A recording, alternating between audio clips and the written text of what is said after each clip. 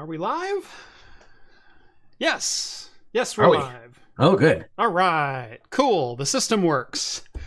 Welcome to Talking Heads, everyone. Episode 371, your once-weekly live show for the latest in beer and tech news. I'm Jeff.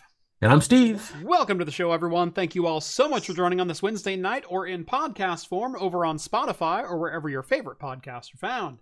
If you've never seen the show before, we talk beer, we talk tech, we talk games, pop culture, entertainment, sometimes some Star Trek. All super chats are read in the air so long as they will not permanently demonetize the channel. We do drink alcohol on the show, and if you're drinking along with us, alcoholic or not, let us know in the chat, and we'll give some early show shoutouts as we go along. Last but not least, if you'd like to take part in the super secret chat and the even more super secret after party, think about joining the Patreon. Link is down in the video description. As a bonus, you'll get exclusive access to my Discord server where you can chat with myself, John, Rhett, Steve, all the hosts from Talking Heads, and join the awesome community that hangs out over there. It should be called Talking Heads After Dark. It really should. There may or may not be some nudity. We don't know. Anything could happen. Please, no nudity. There's a fair bit of the population I would like to see nude. My Discord server is probably not included. No. I think most people over there would probably agree. Oh, it's going to be a good show. We've got more Nvidia news. The odd launch, the poor launch, the poor headlines keep getting poorer for Nvidia. This time with some potential fabrication issues leading to loss of performance and loss of onboard devices. We'll talk more about that here shortly. Raja Koduri posted an article to X. He tweet streamed. Basically started a thread talking about Intel's current failures and basically why he thinks Intel is circling the drain. Framework releases their Strix Halo desktop, and holy crap, does it look cool. And game studios using AI-generated content. Who would have ever guessed that they would try to streamline the process and not be honest about it? Shocker. Right. 5090 shots, full board nudity. Dang it, I actually repasted a board today, and I completely forgot to take a topless shot with it. A topless shot, yeah. Did I? Did I not? I did not. Shame on me. I took a shot of the board itself, but not when the heatsink was off. No, I was replacing the thermal compound on my Minis Forum BD790i motherboard with the 16-core Ryzen Mobile. Oh, yeah. Had it all stripped down and like cleaned it all off, and then we just went and slapped. Just put it back on. Yep. No better time like the present. Just do it. Yep. Let's see. Circa Rewind, Vince checking in with his normal beer mug parade. Much appreciated. Novella Hub's got a great notion. Mango Fluff Fruited Stout. I almost picked up a great notion today myself. Yeah, or fruited I sour. came this close. Yeah. And then you hit T instead of R. Yeah. 8.5%, 4.11 on Untapped. Harley's drinking a Cuba Libre, which is one of my favorite easy to make cocktails. It's the fancy term for a rum and coke. Rum and coke with twist of lime. Yep, rum and coke with lime and bitters. Don't forget the bitters. Oh yeah, and the bitters. Yep. Let's see. Vince drinking a Two-Town Cider House Pacific Pineapple. That's one of my favorites by them. Yes. Is the Pacific Pineapple. Bee's Knees is drinking a Scare Bears Strawberry Sour 10% by Martin House Brewing. That's a big sour. That is a big sour. Yeah. I don't like Martin House after the things they've made me do. Well, you've never had any of their normal beers, have you? I've never had any of their normal beers. I just know normal their beers cursed are really beers. good. No, yeah. I've had plenty of their cursed beers, but I've had some of their normal beers, and their normal beers are quite good. I don't care. I still don't like them.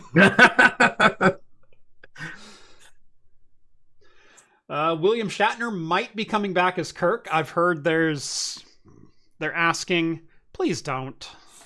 I mean, if he does a voiceover and an animated thing, that might be okay. If it's a But cameo, like, sure. yeah. Please Well, I don't. mean, they did have. Well, he was aged in that. What was it? Wasn't McCoy came back? DeForest Kelly came back as McCoy at the Yeah, very yeah. first In episode in of Next TNG. Generation. Yeah, Yeah, yeah. but he was like aged in tons of makeup and Yeah, everything. he He was was supposed he to was look the super ripe old. old age of 130. Yeah, that's Yeah, right. something like that. Let's see. Coffee and Cynicism's drinking a Hoof-Hearted Brewing Rollerblade triple dry hopped IPA. 8% 4.2 on Untapped. Cool. And Oft Infinity has a Down East Overboard Cider 8%. Oh, wow.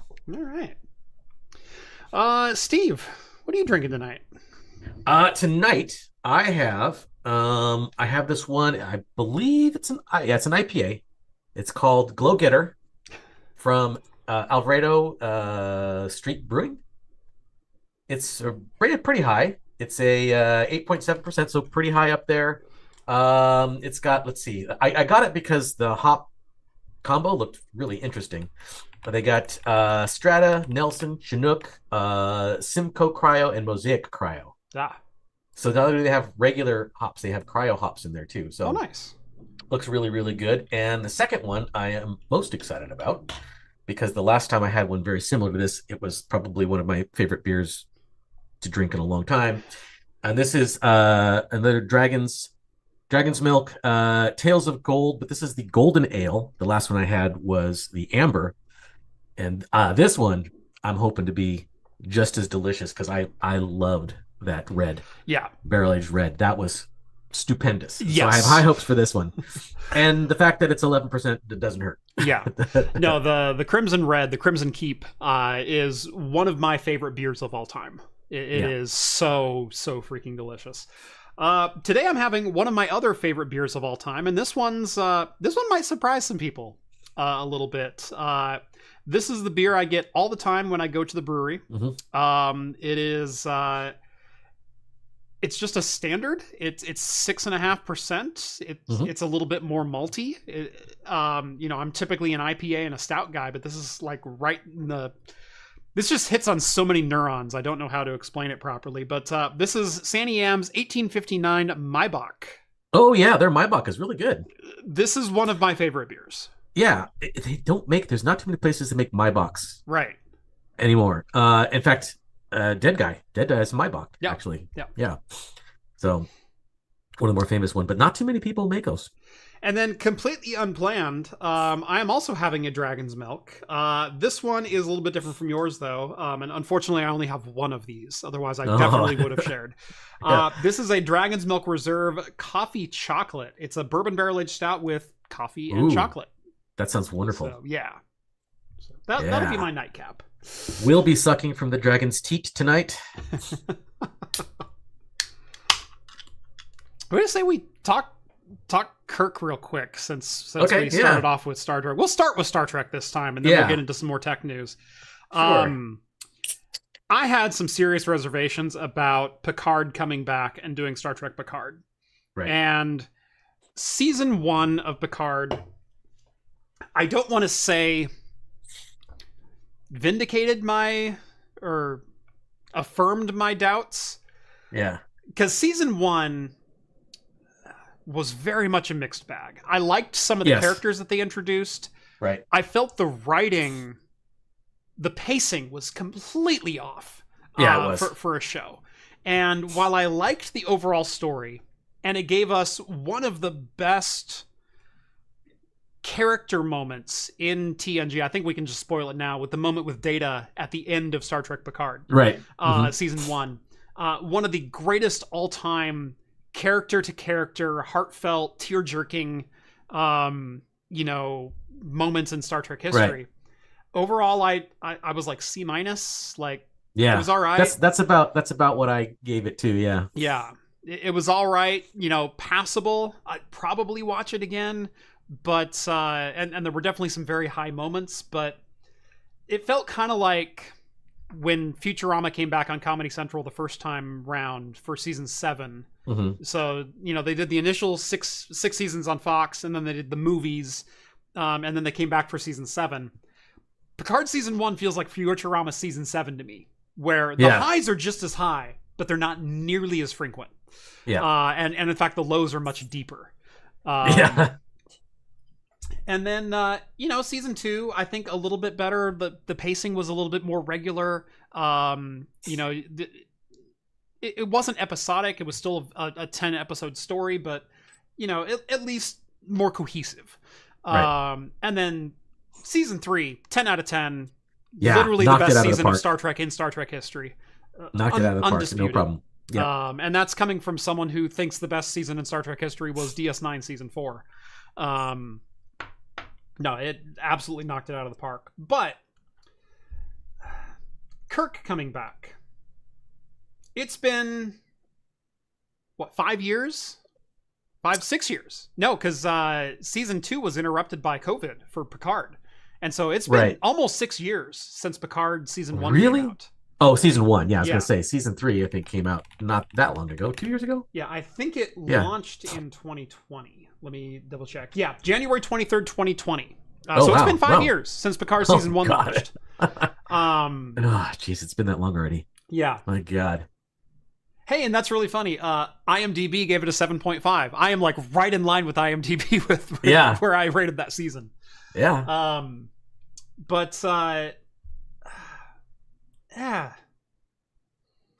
Bringing Kirk back. It's different. Because Kirk is canonically dead. Yes. Undisputedly canonically dead. Yeah.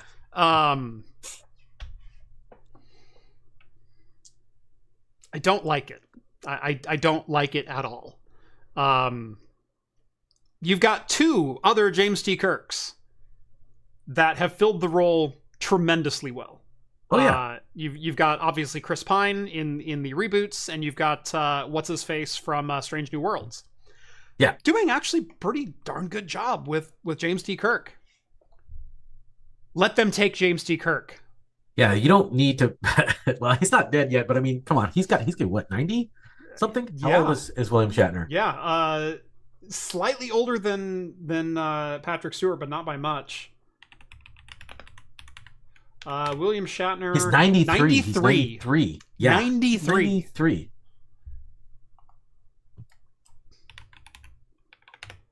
Yeah, Patrick Stewart's 84. So 9 years older than Patrick Stewart. Yeah. 93. Don't. Yeah, just don't. let him rest. Let him do whatever he wants to do. Yeah, I'm sorry. There are other characters. I am tired of Kirk. I'm not necessarily tired of Kirk or Star Trek or things like that. Right. But God, tell a new story. Build a new character. Make me care about something that's not literally 60 to 70 years old. Right. Star Trek came out in what, 67? 66? I want to say around that time. Star Trek, the original series. Premiered, let's see when. Boy, you would think that would be at the top of the search. 66, yeah. 66, yeah. Yeah, 66. We're 1 year away from it being 60 years old. No. Yeah. Yeah. Yeah, 60 years old. Yep, 60 years old, yeah. Sorry, my math wasn't mathing. It's old enough to retire. It should retire. Yeah. Look, I said the same thing about Picard, and Picard proved me wrong. However, Picard was 14 years younger than William Shatner, if we're talking about that at the time of filming. 14 years. He was 79. Yeah, that's decent. He can still work at 79. Yeah.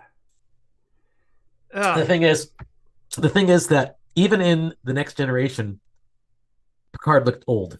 Mm-hmm. I mean, he was young, but he looked old. Right? Yeah. He was bald. He had gray hair. Will Wheaton is older than William Shatner, or than Patrick Stewart was. Right. At the start of TNG. I know. But he looked older. He looked like Yeah. an older gentleman. Yeah. So I mean, him coming back and looking old, he's like, yeah, he looks older, but he didn't, not that much different. Yeah. Kirk that was his draw. He was in the original series, he was a stout, handsome captain, young captain, right? Yeah. You don't want to see an old, bloated, decrepit Kirk. I don't. I don't. I like William Shatner. I do. Yeah. It doesn't need to reprise the role. He doesn't need to. If it's a voiceover for an animated something, I'll be okay with that. That's fine. Yeah, like maybe, but at the same time, tell a new story, build a new character. It's okay. It's okay to be in the same franchise and not have to reference your OG. Yeah. It's okay. I mean, that's what TNG did. TNG went, we're in the same universe. Yep. We pay homage to the past, but we are this crew moving forward. Yep.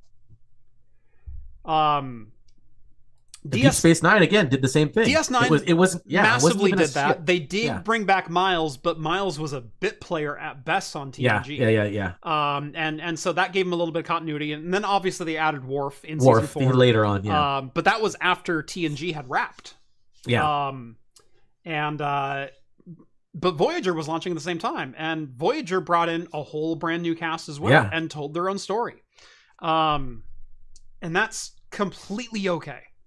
And actually encouraged. And yeah. Lower Decks, Strange New Worlds, you're telling a new story and you're doing it remarkably well. Don't bring back Kirk. Yeah. Don't bring back William Shatner. And don't bring back Kirk. Yeah, I kind of agree. Just let sleeping dogs lie. Mm-hmm. And honestly, I don't know. I didn't really read the article because I just saw a blurb about it. I do remember him saying in the past that he did not want to reprise the role of Kirk. No, he's been the opposite. He has wanted to bring Kirk back from the dead for 20 years.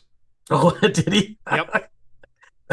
What if he finances it himself and all he's doing is going back and like Kirk again and he's banging all the aliens and everything like that. Right. At 93. At 93. It's a Star Trek Federation retirement home. Yeah. Let's get the amazing backstory on Captain Shaw. Yeah. Oh, there is such a movement for Star Trek Legacy, but all things point to that not happening. Yeah, that would have been cool. Which is unfortunate as hell because, yeah. God, I wanted to see Todd Stashwick with his own show. Or Jerry Ryan. Like, let's just take the story from where Picard left off. Let's explore the new Borg that's, what's her face? Agnes Girardi brought back in season 2 and became the new Borg queen of a more malevolent Borg collective. Yeah. Let's explore that story with a couple characters we already know and a whole bunch that we don't. That's way more enticing to me than reprising Kirk or retconning Kirk or right. All the other thing. Yeah. Bring back TJ Hooker, says Daryl Adams.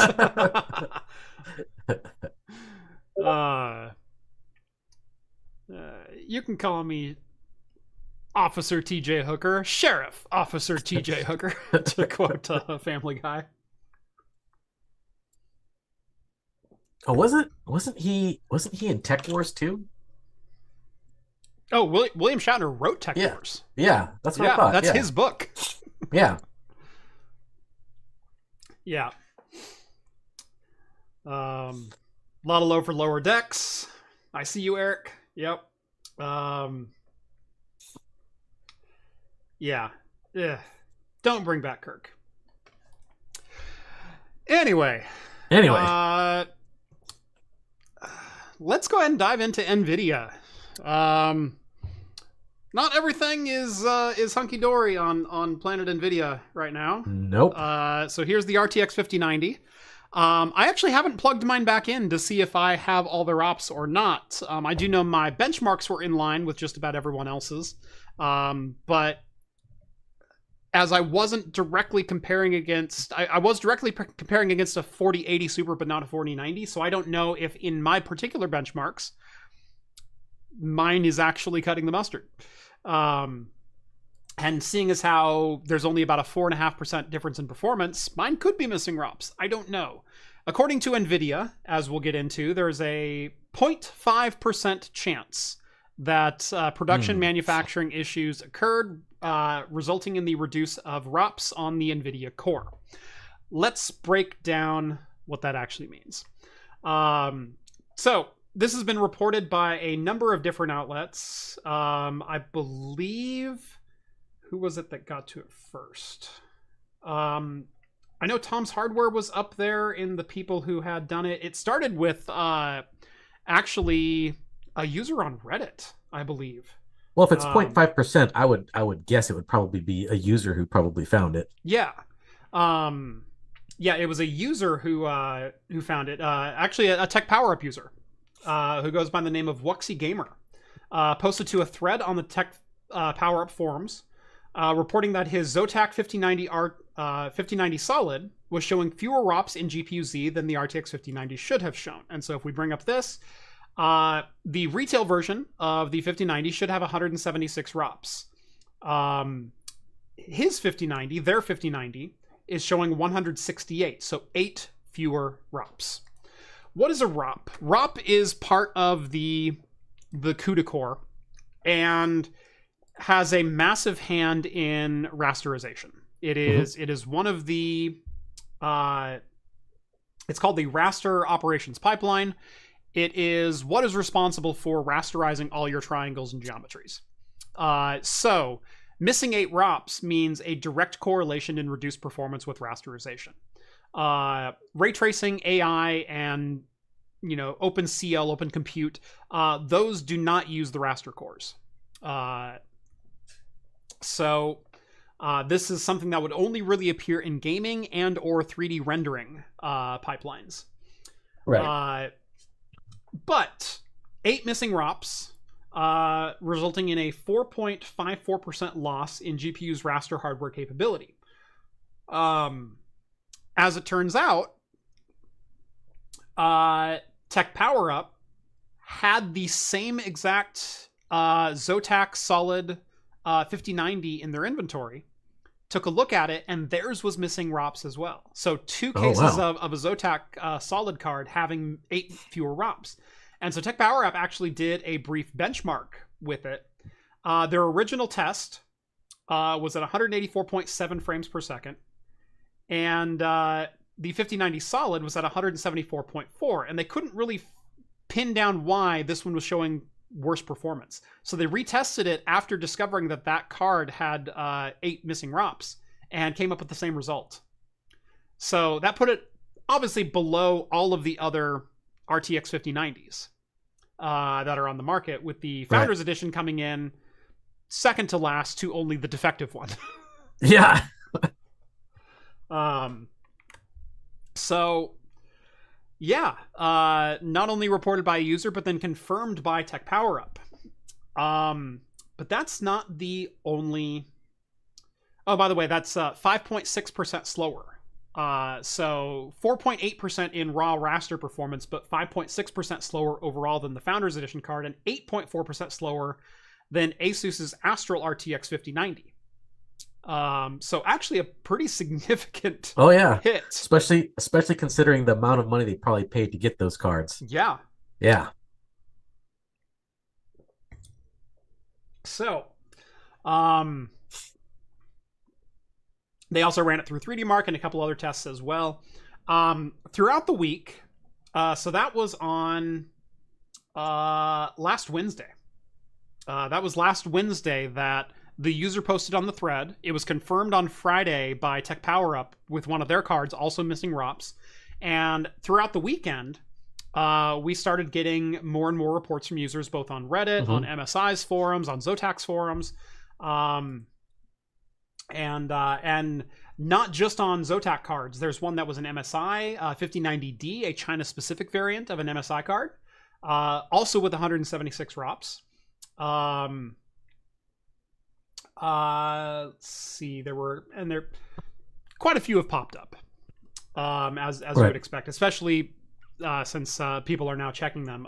Here's one from Zotac, or not from Zotac, from Gigabyte, excuse me. This is a Gigabyte variant, again, 168 ROPS right there. Right. Yep. Palette, Inno3D, MSI, Asus, Gigabyte, Zotac, everyone's affected.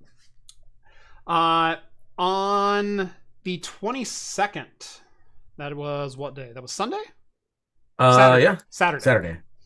And Ben Barando, NVIDIA's global PR director, confirmed the issue and told The Verge in a public statement, we have identified a rare issue affecting less than 0.5% of RTX 5090, 5090D, and 5070 Ti GPUs, which have one fewer ROP than specified. That is one. So the ROPs come in basically packages of 8. Yeah. And there was one that was defective.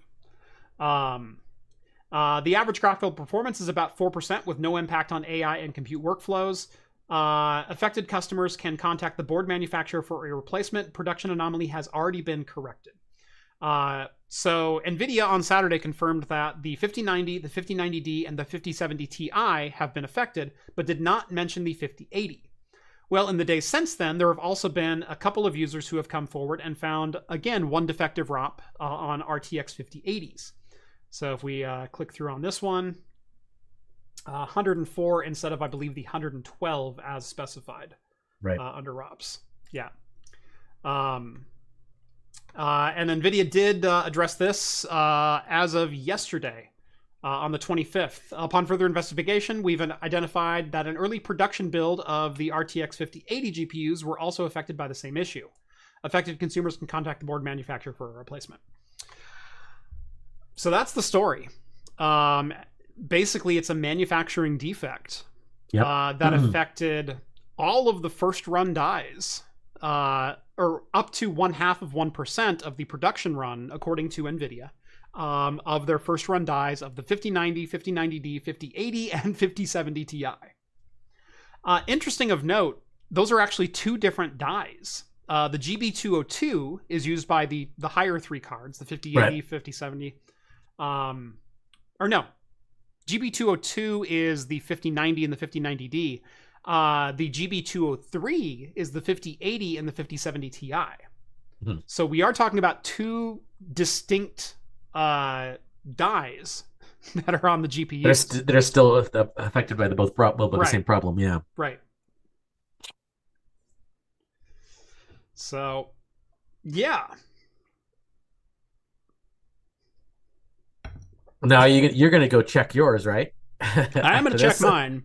Yeah. Yeah.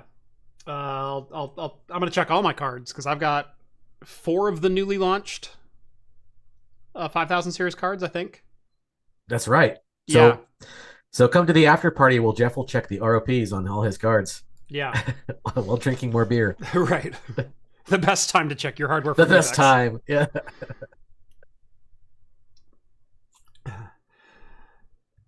Hey, Veronica's here. Had to duck out because of truck spoilers. Are we back? Yes, we are back. We're back. Yeah, we're back to talking about NVIDIA. We're done talking about Star Trek. Have the Blu-rays, but not totally caught up. Yeah, we only spoiled Picard season 1, so that's all we went into. So. Yeah, it's been 5 years. Come on, Veronica, I know. Come on. You can't call yourself a Star Trek fan if you haven't watched Picard after 5 years. Yeah, we didn't get into anything else. I didn't spoil Strange New Worlds or Lower Decks or anything like that. Which, if you haven't seen them, holy crap, go watch Strange New Worlds. No, we did spoil Star Trek Generations when we said that Kirk dies. By the way, Kirk dies at the end of Star Trek Generations. You didn't know that. It's been 30 years. I think people can... And yes, it's been 30 years since Kirk died. Yeah. And Snape killed Dumbledore. Yeah. Veronica says she's caught up on season 1. Well, good. Okay, then we didn't spoil anything for you. You Yeah. could have listened. GTX 970 3.5 gig flashbacks. No, that is revisionist history at best. The 970. Yeah, that was RAM issue with RAM. Yeah, they put lower spec RAM for like 0.5 of it or something. No, it was the number of available channels and the available bandwidth for addressing the memory. The controller that was used, and this was a conscious decision from Nvidia, was capable of supporting 3.5 gigabytes of memory. If you allocated more than 3.5 gigabytes, the additional memory would be hit with a 1/8 penalty. That's right. Because it would be splitting lanes with the rest of the memory. Correct. It was a 4 gigabyte card. However, there were performance penalties that were incurred for the final 500 gigabytes of memory. Right. That's right. That was not a defect. That was by design. Yeah. And that was the whole thing, because they advertised it as 4 gigabytes, and they didn't have 4 gigabytes with an asterisk saying, unless, you know. But it was 4 gigabytes. It was 4 gigabytes, but they never listed that caveat. People got money for it. I got money for it. Yeah. I mean, I didn't get a new card, but I got money for it. Right. I think it was like $90 or something like that. It wasn't much. It was a bad decision from Nvidia. It was a bad architectural decision. But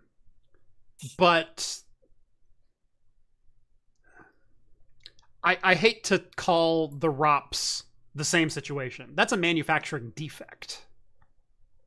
Sorry, 500 megabytes of memory. Sorry, I said gigabytes. Thank you, Vince. Thank you. Yeah, I hear Luke, Darth Vader might be Luke's father. It was Earth the whole time. You damn dirty bastards, you blew it up. And then the slug people came, and then I don't know, is that some kind of giraffe? Yeah. Yeah, there is a difference between poor architectural decisions and manufacturing defects. Although we also have poor engineering and decision making when it comes to the power safety of the RTX 5090. When it comes to the shared power bus inputs that no longer can balance the load across cables. And the decision to use the 12-pin cable in the first place. I hate this thing. I haven't even had one catch fire, and I hate this thing. I hate this cable. So, yeah.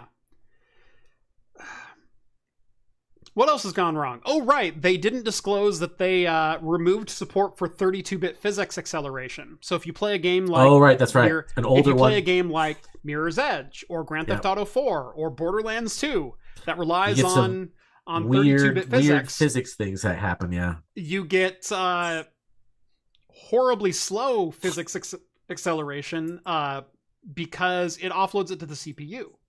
Because PhysX, which is an API by Nvidia, which was a GPU accelerated physics simulation, was tied with CPU support. It offloaded some of the calculation of the CPU, while the GPU did a lot of the heavy lifting. However, PhysX is able to be rendered by a CPU on its own. So if your GPU doesn't have physics acceleration, the CPU can run the entire API. The problem is, you're looking at 8 cores versus, what's on the latest one? 680 raster unit, or 176 raster units. One of these is less able to handle even with modern CPU speeds taken into account. So yeah, some older games are basically broken if you wanted physics acceleration. Which sucks, because I still sometimes go back and play Borderlands 2. Yeah. Now, what does this mean in reality? Again, just to add some nuance to the conversation. You're no worse off than if you used an AMD card in a physics-supported game. Because AMD cards didn't support physics acceleration. So the games that had, additional physics stuff, GTA 4 with its ragdoll and Borderlands 2 with its ragdoll simulation. Most of it was for ragdoll simulation or in Mirror's Edge breaking glass. So the individual glass pieces actually had physics to them and reacted when they hit other things. That's where most of it comes from. If you had an AMD GPU, you didn't get those effects in the first place. You simply turned off physics acceleration in the GPU and you played with software rendered physics, which were a lot worse. Yep. But visually okay.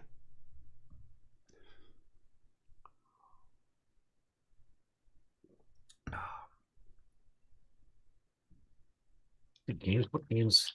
I don't know. Physics. Yeah, there's a whole list of 32-bit. In fact, it's in the news right now, so it's probably the top of your search result. Yeah, it's coming with We'll see what other games are affected by it. Mafia 2. Here's every game Batman affected. Arkham Asylum, Borderlands 2, Assassin's Creed 4, Black Flag. That's a big one. Yeah, that's a fun one too. Metro 2033, Cryostasis, Mirror's Edge, Mafia 2. Hot Dance Party 2? Gosh. God. Dang it. No! I was going to play that.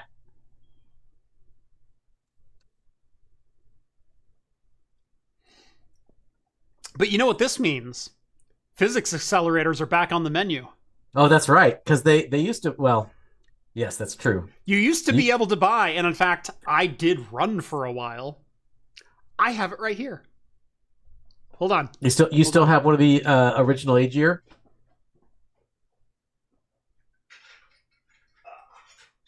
Because it was originally because the Nvidia bought the technology from age year.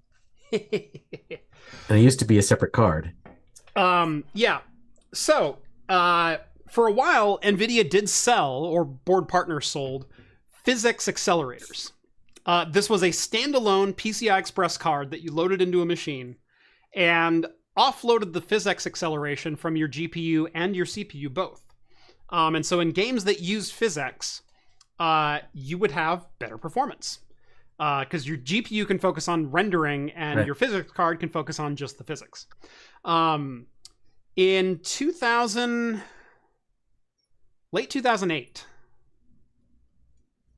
Sounds about right. Late 2008, yeah. I built an X58. It was an EVGA 3-way SLI board with an i7 970, the brand new Nehalem that had just launched. This might have been early 2009, but yeah, it's same generation. With dual XFX 9800 GTX Plus cards in an SLI. Mm-hmm. Tremendously overkill rig for anything that could possibly be done in those days. About a year later, I had the opportunity to buy this guy right here. Now, this is not a physics accelerator. This is an Nvidia 9400 GT. This was also made by XFX, but it's a passive card. Remember passive cards? Remember single slot passive cards? This is a 512 megabyte card. And it was the same generation as my 9800s. 9800 GTX Pluses. So I added this to the third PCI slot of my 3-way SLI rig and used this as a physics accelerator in my SLI rig. Now, why does the physics accelerator card have video outputs? This one is not the physics accelerator. This is an actual graphics card. However, they did make physics accelerator cards. In fact, one sec here. Yeah, I thought that's what you were getting. Yeah. Well, I used that card. You can use any graphics card as a physics accelerator. And in fact, that is still supported in the NVIDIA driver. So people have been getting around the 5090 issue by using an RTX 3050 as a physics accelerator. Oh, man. Which I think is the funniest damn thing ever. But yeah, no. So this was from BFG. Remember BFG? Oh, yeah. Yeah. I remember Physics BFG. accelerator with the 4-pin Molex power header on the rear. Oh Yeah, man. this was a physics accelerator from back in the day. But no, so this is what I ran as a physics accelerator. Was I had the opportunity to pick one of these up, I think for like $60 or something like that. Oh yeah, there you go. Yeah. Which was a steal for this card even back in that day. Yeah, I think exactly. these were like 130, 140 new. Was it 980? Is that what it was? This is a 9400 GT. Oh, 9400 GT. Okay. Yeah. So yeah, I ran that as a physics accelerator while I was playing GTA 4 and Borderlands 2. So much fun. Jeff is still waiting for the 1 GPU per eyeball in VR. Now I'm mad at you. I'm mad at you, Novella, for reminding me of that.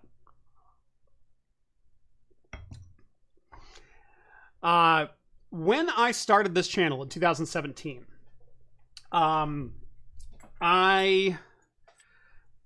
bankrolled this channel by running a small VR arcade above Hops and Brews's bar. Before Hops and Brews was Hops and Brews, he was simply John, Right. and he owned a tap house, Capital Tap Room. Capital Tap Room.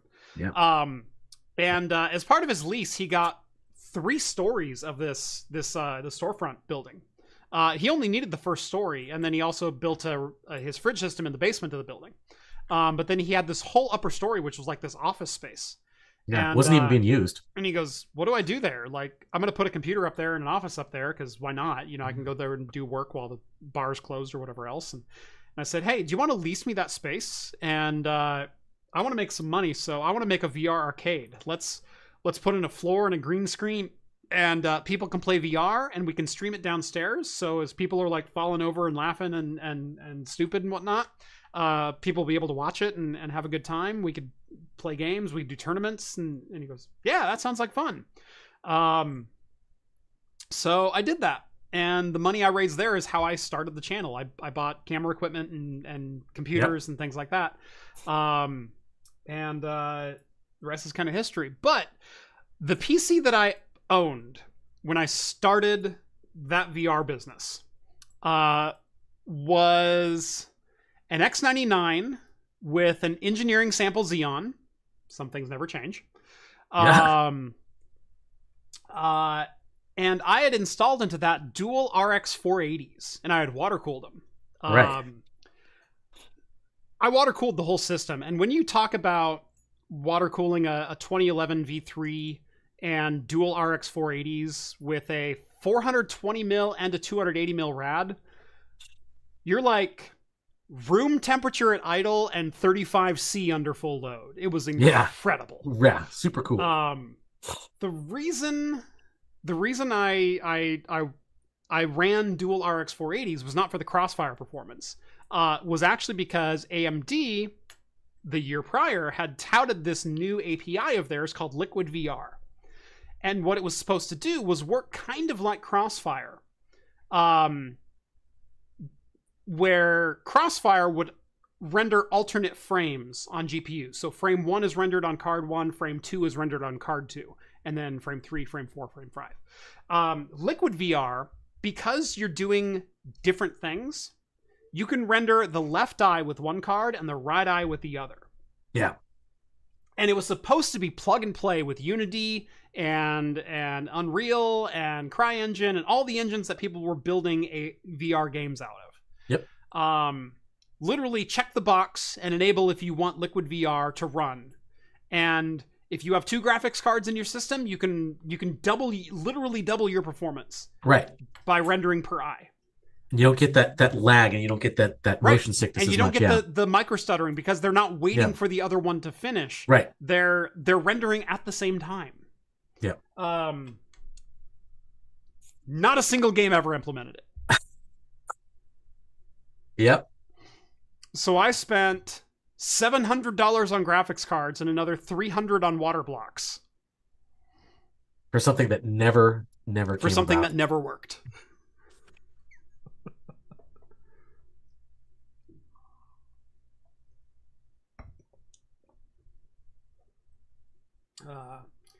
Jeff, you look like Cody's Lab. I know. Jeff, you look like Ian from Forgotten Weapons. I know. The one I always like to go with is the lead singer for Whoa Black Betty.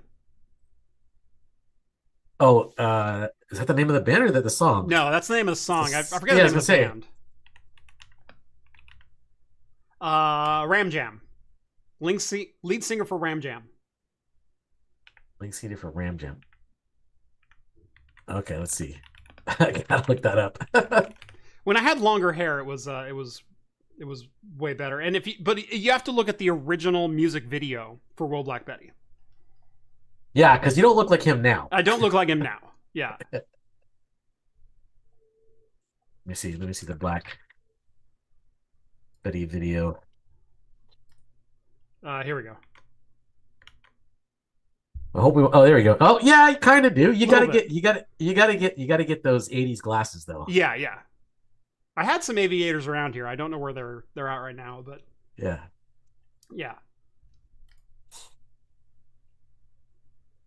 Yeah, that's the one I've always heard that gives me a giggle. The other one that I like to do is who do I look like? I've been told I look like Brad Pitt, Tom Cruise. If you smash their faces together, wiped away the blood right here. If you squint really hard, and get hit in the head. Yeah, it's an old Frank Caliendo joke. Yeah.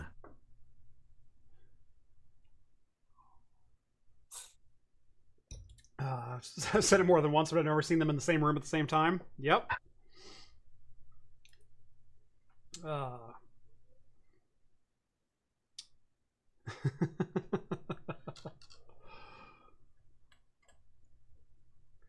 What does the producer think you look like? I don't think she's ever told you. I'm Jeff. I know that John's wife said that he looks like what's this from Nickelback? Yeah. Who's oh, god dang it. Name's right there. Right. Yeah. Tip of my tongue. Chad Kroeger. Yeah, there you go. Chad Kroeger. Yeah. That's right. Chad Kroeger. Yeah.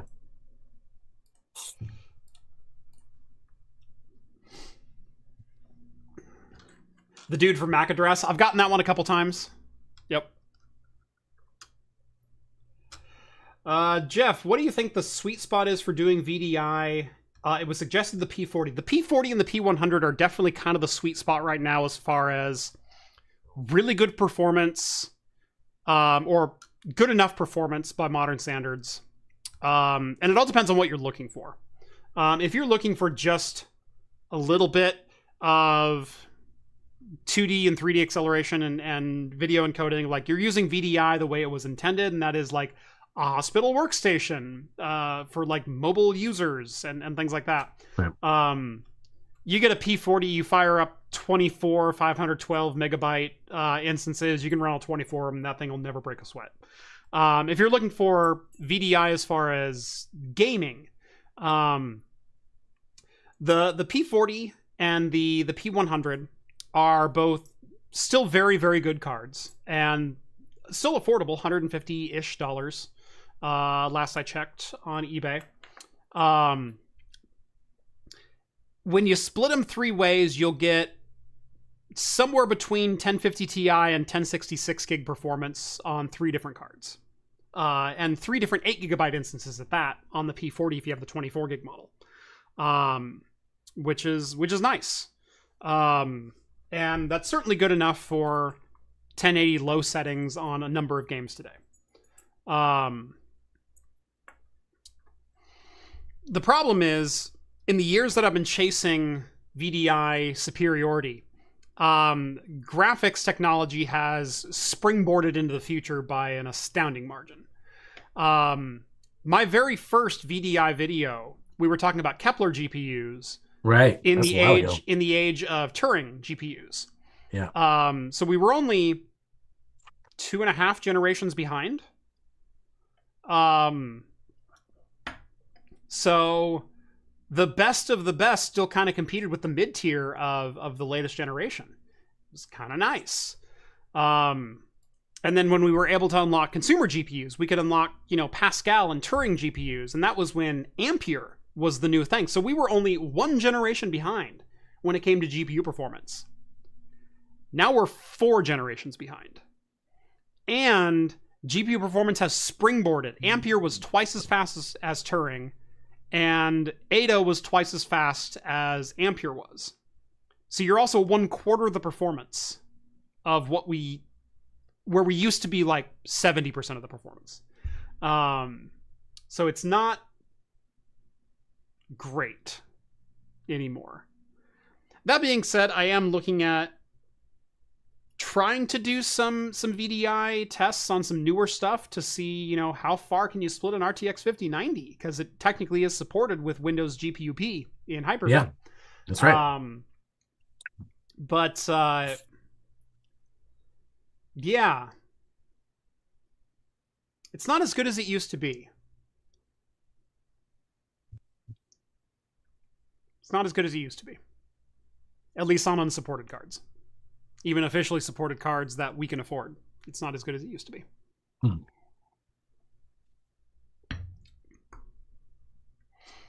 As soon as we figure out how to crack an Ampere or even better an Ada card, oh yeah, you'll see it on this channel like the next day. They're probably working on it. Yeah, somebody's doing it.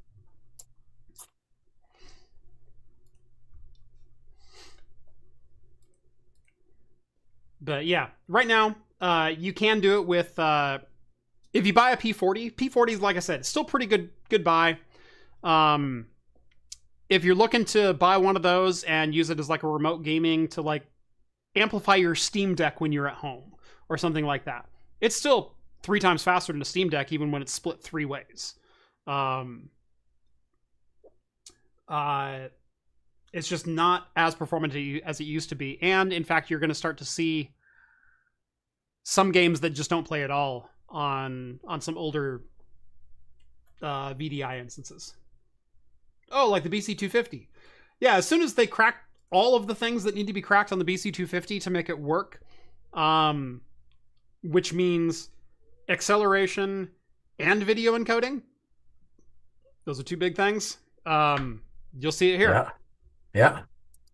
I bought a second BC250 because they got really close. Because I was anticipating doing a video like the day after they cracked video encoding, but they still haven't cracked video encoding, which makes it kind of pointless. If you can't stream from a BC250, which is a 12-node server, you're not going to cram 12 people around that server. Like, right. That's just stupid. Yeah.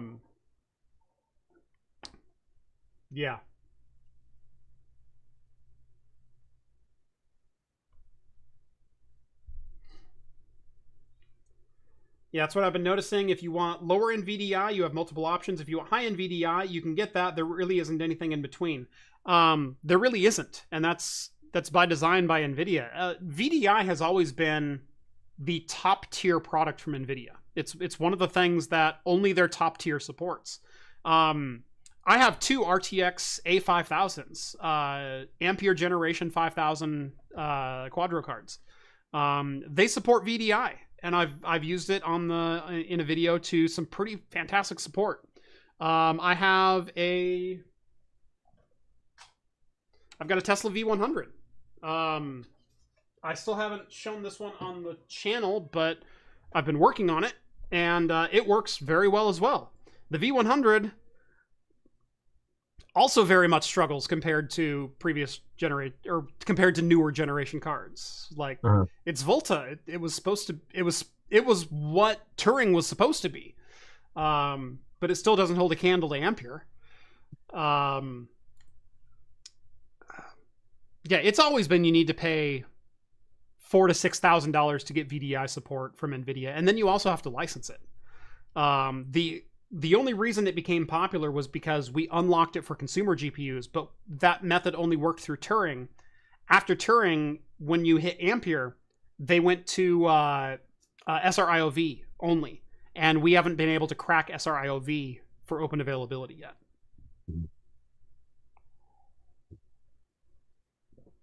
So, yeah.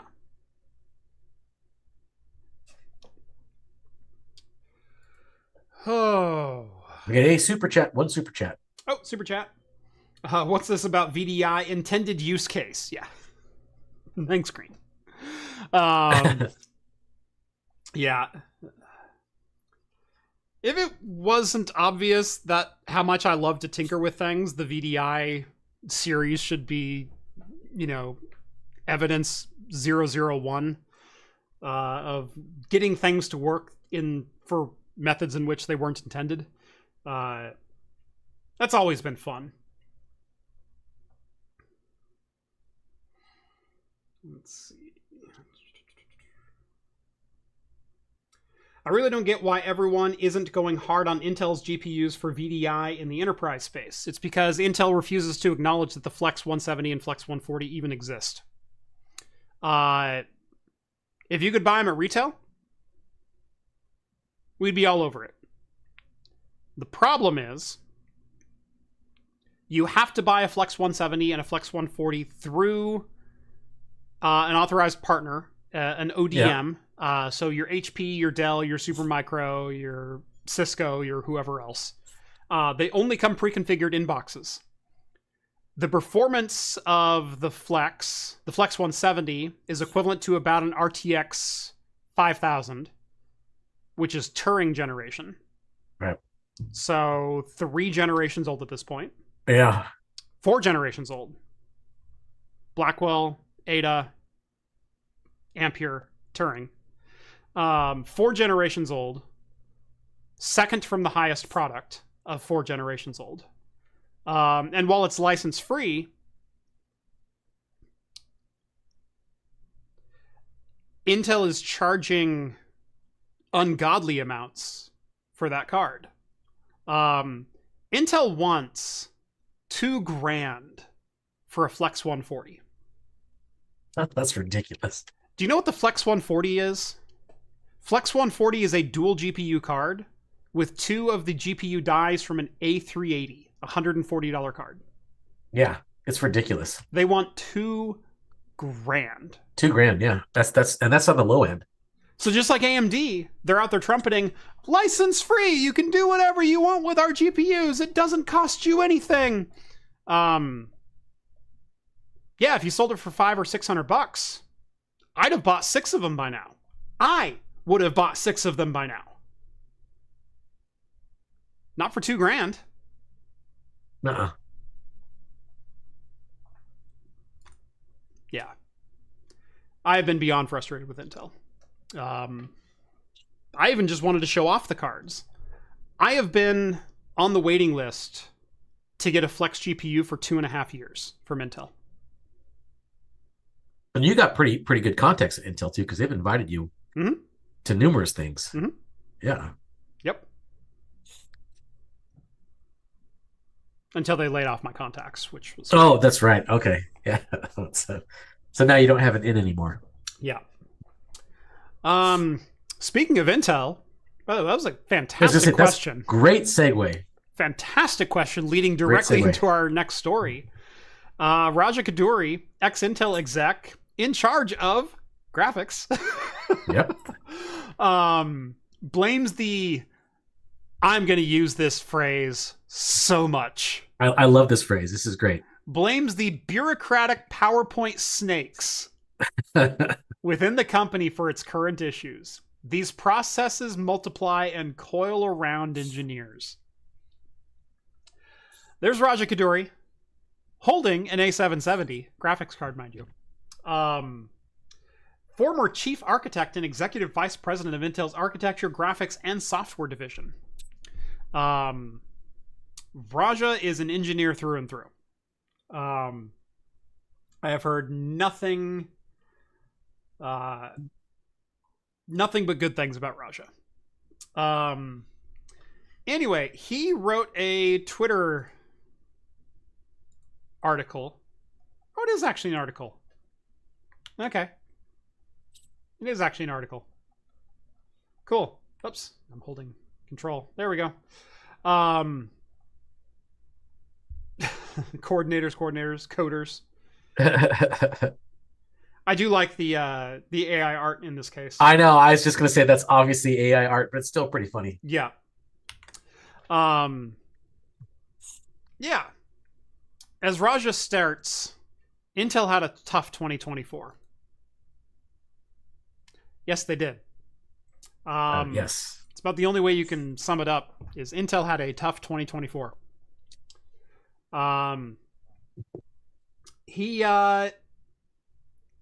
He spoke very candidly in this particular post about why he thinks Intel is struggling. And I think those have been around Intel, those who have tried working with Intel, this just resonates like crazy. The spreadsheet and PowerPoint snakes, bureaucratic processes that dominate corporate decision-making, often fail to grasp the true cost of surrendering performance leadership. These are direct quotes from the article. They optimize for minimizing quarterly losses while missing the bigger picture. These processes multiply and coil around engineers, constraining their ability to execute on the product roadmap with the boldness it requires. A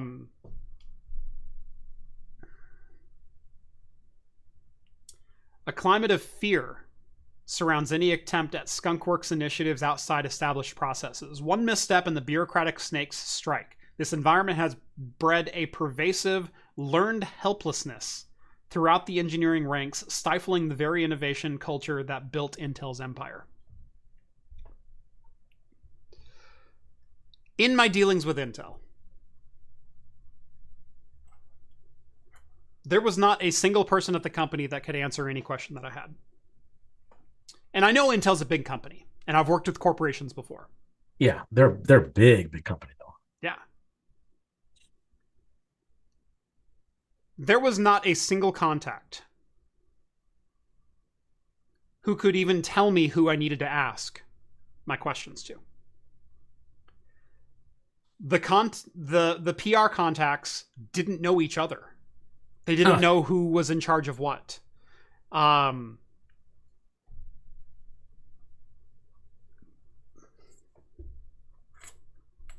You would have products that are supposed to work together.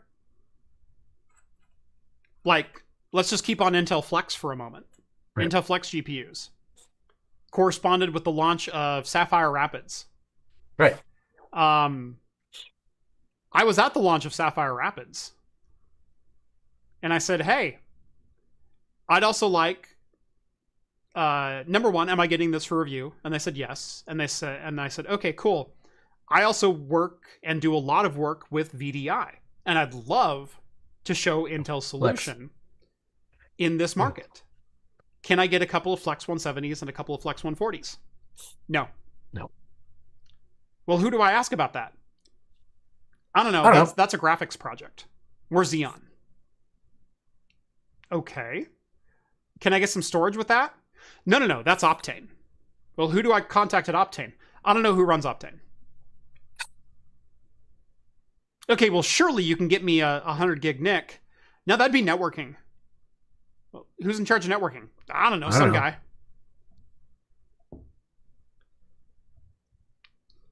That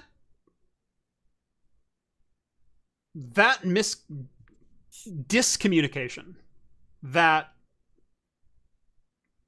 level of corporate, each organizational unit exists within, basically as its own independent company within the company. It's extreme compartmentalizing within a company. Right. Yeah. One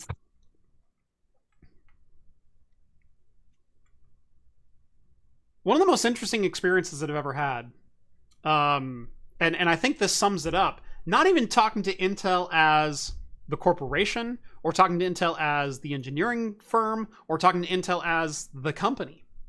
But Intel will often host media events on their campus. So they'll fly people in. They will give their presentation, their PowerPoints, their get on the stage or whatever else. And they'll talk about all their new things. Typically, if it's a single day event, there's like finger foods kind of thing there. If it's a multi-day event, they cater the events, and so they'll bring in, you know, breakfast, lunch, dinner for you.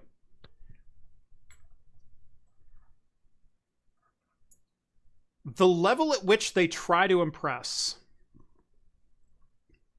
also flies in the face of who they're working with. Let me explain.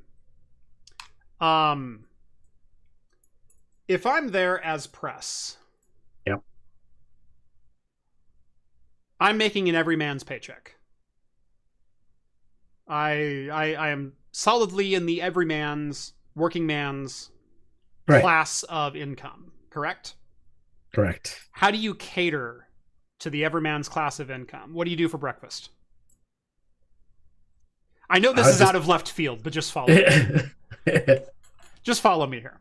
What do you do for breakfast? I don't know. Eggs, sausage, bacon, sausage, biscuits, like dude, English muffins. I'd be thrilled with a breakfast burrito. Come on. Bagel, cream cheese, maybe some tortillas set aside. Yeah. You know, yogurt, fresh fruit. You know. Yeah. Every Intel event that I've ever been to is like the most exquisite charcuterie board that you could possibly imagine, but completely disjointed from what you would actually eat for a meal. Right. Where it's like these thin exotic sliced meats and blue cheese crumble and and organic plain Greek yogurt and a fruit medley, but not like cucumber or not like, you know, melon and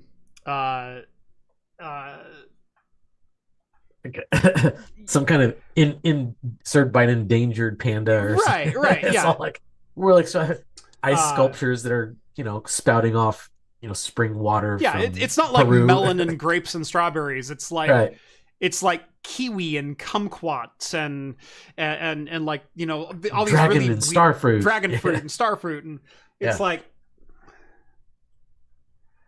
I'm not a real picky eater, but I have left from every Intel event starving.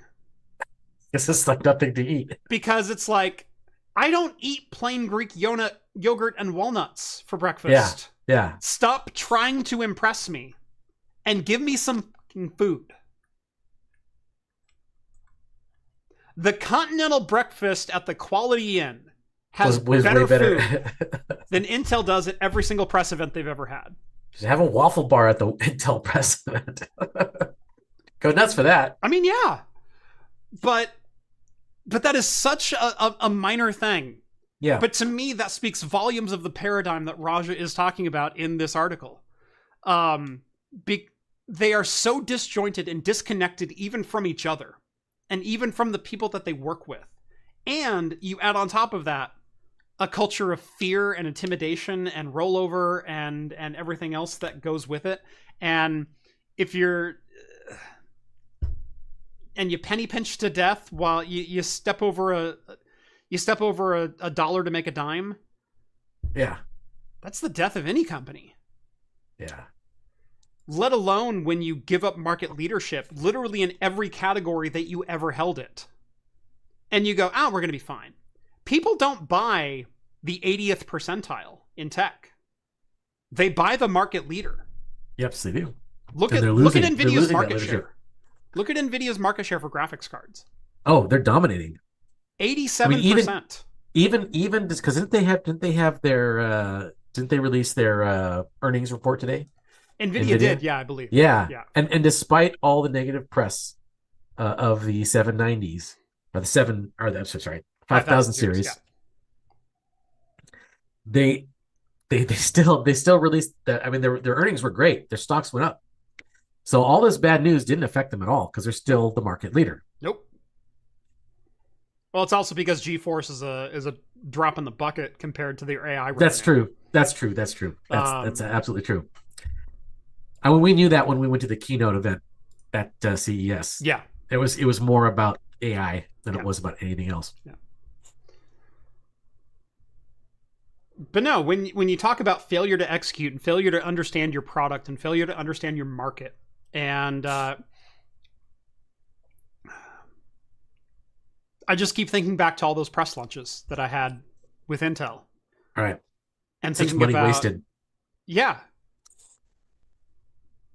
I mean, those catering events had to cost thousands upon thousands of Oh dollars yeah. for what they brought in. When they could have literally just they could have scrambled just had some eggs, got some Subway sandwiches. yeah. They could have just had like the Taco Bell party boxes. I would Yeah. have probably would have been thrilled. Like,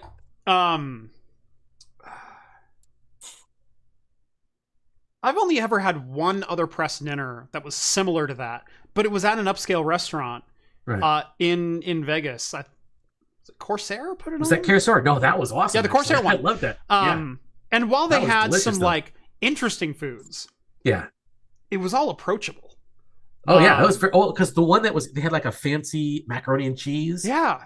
I mean, but it's macaroni and cheese. It's delicious. Okay, it's a fancy version of it, but Right. it's mac and cheese. You can eat it, right? Yeah, it's like, you know, bread crusted with bacon and a couple of Yeah. and Yeah. whatnot, and it's like, oh, this is mac and cheese. Oh, this is good. Yeah, this is good Right. mac and cheese. Yeah. They also had like the really fancy thinly sliced smoked meats and things like Yeah. that, but yeah. but it wasn't the only thing. They had the lamb chop medallions that were Yeah. excellent. Yeah, they were very good too. Yeah. And I mean, I've been to a number of press banquets and dinners and things like that. Yeah. And, you know, yeah, they're all try to be a little bit fancy, you know, but at the same time, it's like not one of them has ever forgotten to have like a giant bowl of fettuccine Alfredo there. Right. Yeah. Come on.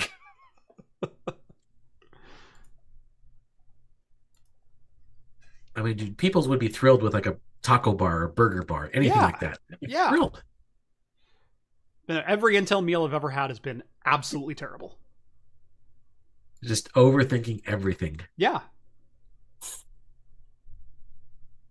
So, yeah. Yeah, you add up the culture of fear, the culture of the board penny pinching to not lose money in the quarter, canceling projects left and right, selling off huge hunks of Intel. Intel's modem business, Intel's Optane business, Intel's memory business, Intel's storage business. And then also falling behind in your cutting edge processes, your fab processes, which is the one thing you've always dominated in. And all of a sudden TSMC comes and passes you by. Yeah. AMD comes and passes you by. Yeah. Yeah, they're in a world of hurt if they don't turn around. Not only did AMD pass you by, you also, like a sucker, because you decided to punt on 20A on your 2nm process and focus on 1.8 because 20 would have been too expensive to roll up for this generation, you had to buy your Lunar Lake CPUs from TSMC. Yep. You own a fab, and you couldn't even fab your own products. Right. You own the supply chain. And because of mismanagement and poor decision making, you had to go outside of your supply chain to manufacture your own products. And we're supposed to be surprised that you're circling the drain? Yeah.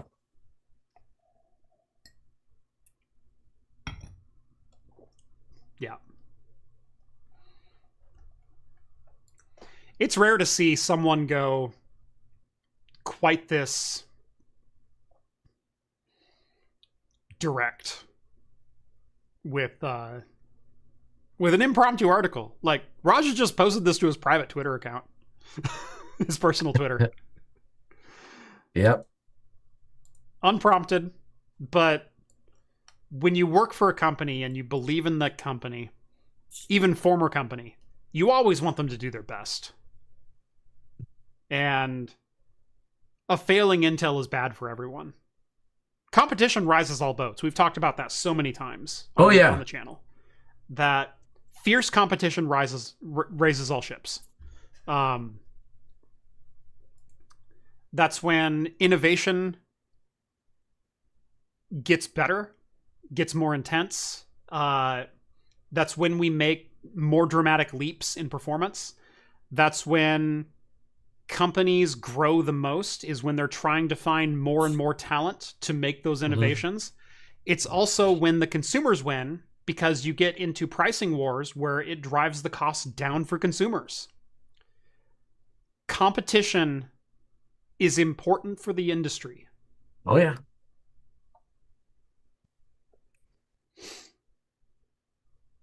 That's why I was so, gung-ho for their GPU initiatives, because it's going to give, more credence to the GPU market and maybe give Intel a run for their money, and then maybe we'll actually see costs come down. But so far, speaking of penny pinching, they're not doing that. But then speaking of penny pinching, yeah, Intel Arc, Intel Alchemist, from before they even launched their first consumer GPU in the A770, there was rumors about the GPU department being eliminated because it was costing too much money.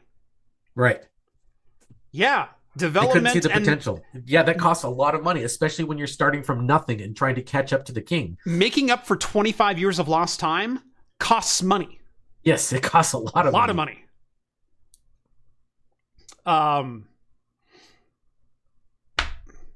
And before it even launched, there were rumors that Intel's GPU department was going to get the axe, and we would never see.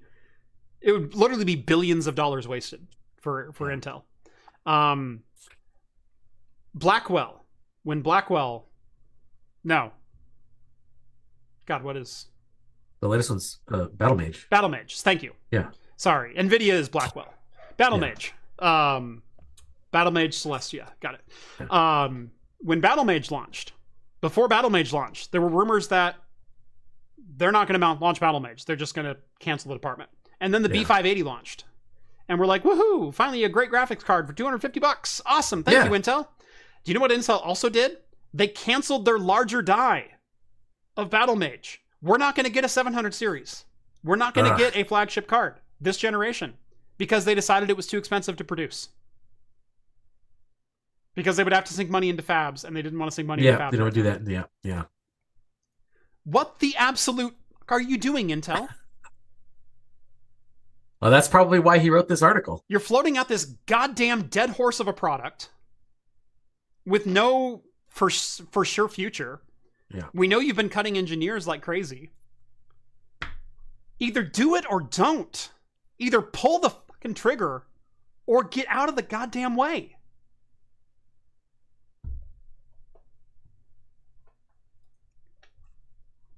You're in this business to make products, are you not? Stop canceling every product you can possibly think to cancel just because it'll make your quarterly shareholders happy.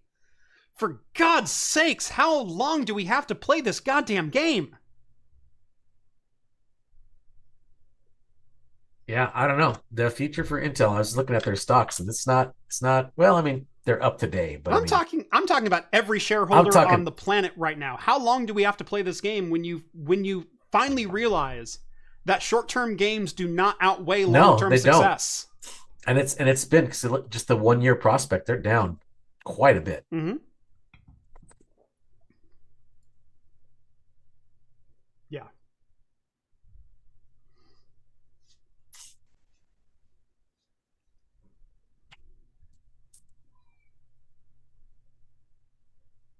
All right, I'm gonna try this beer. I'm ready for my next beer. Yeah, I'm about 6 seconds away from cracking mine. All right, yeah. Go for it. Well, okay, I'm gonna go for it. I'm gonna do my Tales of Gold, Dragon's Milk. Really looking forward to this one. It looks beautiful. I do prefer blondes. I know. You've met my wife. Oh, it smells wonderful. Look at that. So you've got the wonderful head. You've got the Tales of Gold. I've got the Dragon's Milk Reserve. There you go. Coffee chocolate. Blonde and brunette. I prefer brunettes. So. Oh man. Ah, dang it. Again, I think this beer candy again, man. It's beer candy. Yeah. This is beer candy. This is like one step away from alcoholic caramel sauce. This is so good. Man. I don't know. I'm going to have a hard time deciding which one I like better. This one or the red. I think I am solidly, not to influence your opinion at all, I That's think I'm okay. solidly in the red camp. Yeah. The blonde for me, the golden ale, it's really, really good, but it's missing like a roundness to it. Right. Where it's way more sweet and a little bit less balanced than I think the red ale was. The red, even though it's 11%, you still got just a little bit of hop right up front. Right there. And then it kind of rounded it off. The golden, because it is more of a hoppy, pilsnery style beverage, it's very sweet and not a lot of anything else. They're both delicious. I will grant you it is very sweet. Yeah. That's what gave me the notion of candy. Yeah. Because it's just it's very sweet, but it's very delicious. Yeah. Again, I'm going to be so disappointed that I cannot get this again. I can't readily get this again. I forget who, and apologies. I need to find who originally sent it. Someone sent me 2 cases of Dragon's Milk, 2 24-packs of Dragon's Milk. 2 years ago. I've been holding onto those bottles for 2 years. They were bottled in 2022. I've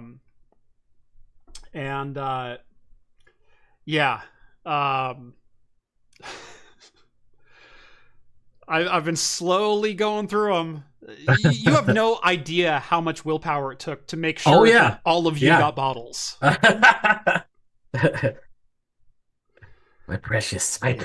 Yeah. Rhett got his 2 bottles each of them this last week. So. Oh, okay. Finally you relented. Let me have him.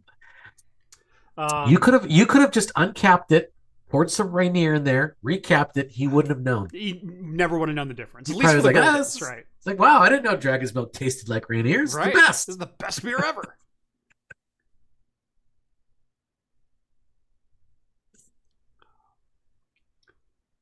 Oh man.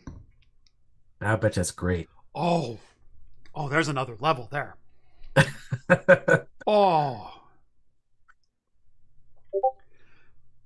A lot of stouts try to claim they're roasty with a coffee finish. Right. This starts with some dark chocolate and ends with straight espresso that it feels like I'm chewing on the grounds. Oh, that's good. That deep, dark, yeah, like real Starbucks Italian espresso. Java chip. Level of better. like so some real chocolatey notes to it. Yeah. Chocolate covered coffee beans, just and it took that long for that, like, for the coffee to overtake the chocolate. Right. Like the chocolate is like, okay, it's Dragon's Milk. There we go. It was not AJP, it was someone else. People in the chat discussing which team they're a fan of: blondes, brunettes, redheads, or red ales. Sorry.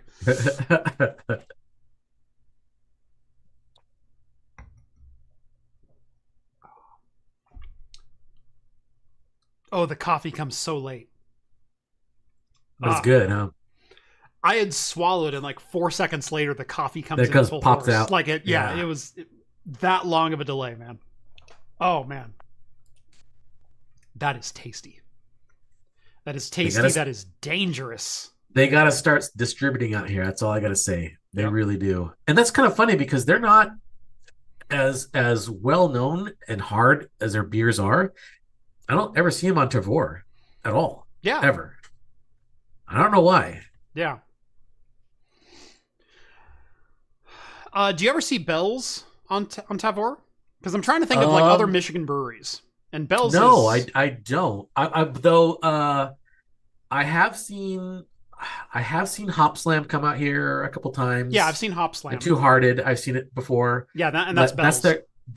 I mean, we get Dragon's Milk out here too, but it's just the standard Dragon's Milk. I'm wondering if there's something within Michigan state law for Tavour that prevents it. It could be. Yeah, it could very well be. Yeah, and maybe it's just too expensive for them to distribute their specialty beers outside of Michigan. Also could be. Yeah. So Yeah. yeah, the main ones they probably mass produce the big main ones and they get everywhere. I mean, that was the same thing with San Am when they started bottling their Pirate Stout, Yeah. which is it's a great standard beer, and it used to have to go to their brewery to get it. Yeah. But they made so much of it that they're distributing. I think you can even get it out of Oregon now. I think you can get it into Washington and California now. Yeah. Yeah. Yeah. I've seen it in Northern California when I've been there. Yeah. But speaking of Pirate Stout, I have like three cans left in the fridge. So. Oh yeah. Always good. Always a good one. I'll probably be having one of those in the after party. There you go. So.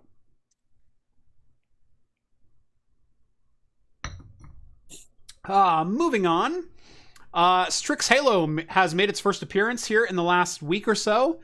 Yeah. And Framework comes out of left field with not an AMD Strix Halo laptop like some people had anticipated, but a Strix Halo desktop from Framework. Yeah, it's a sexy little guy, though. It's a sexy little guy, yeah.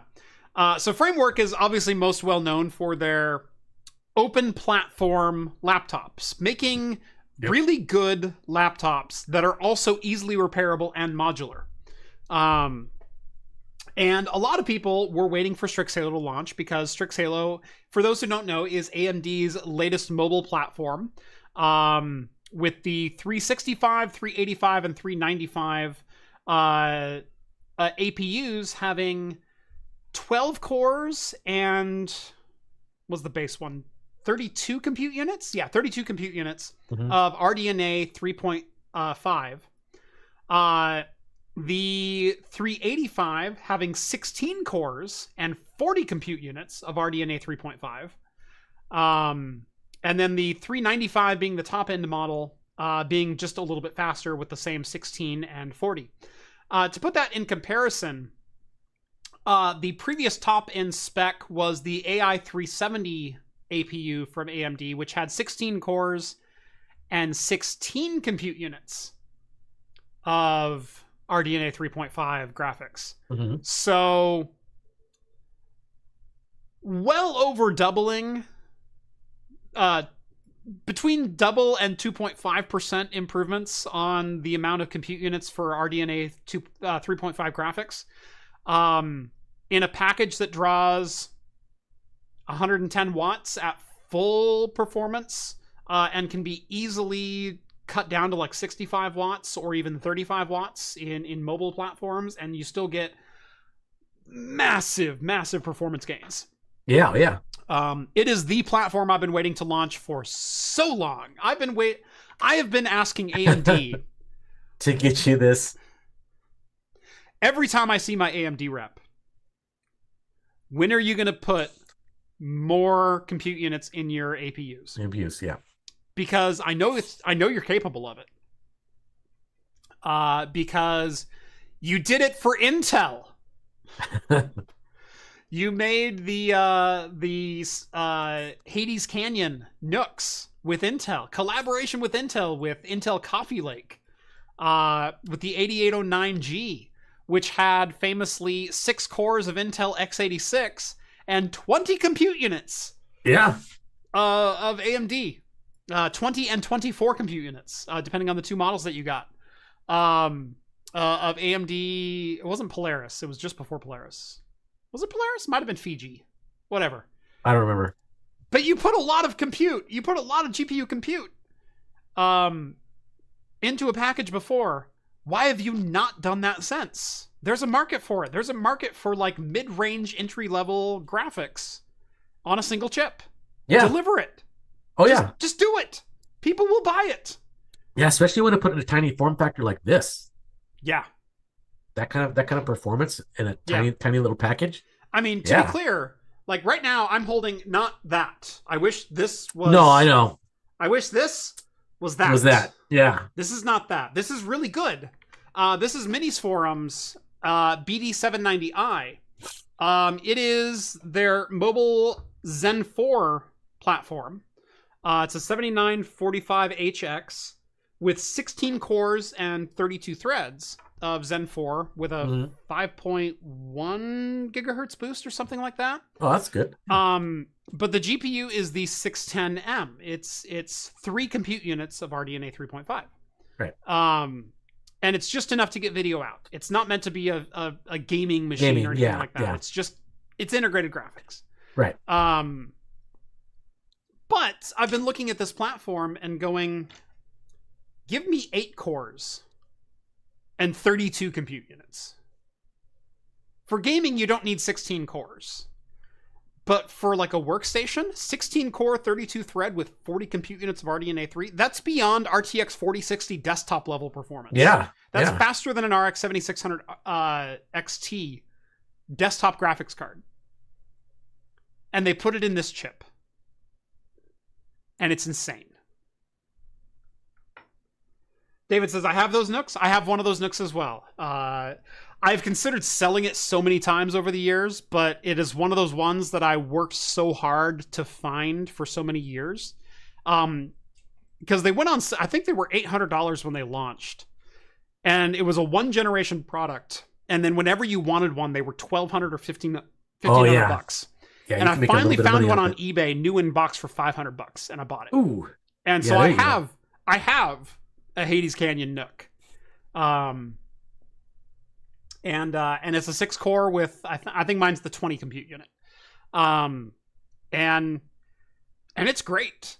Now it's shown up today by a 7840U with 12 compute units of RDNA 3.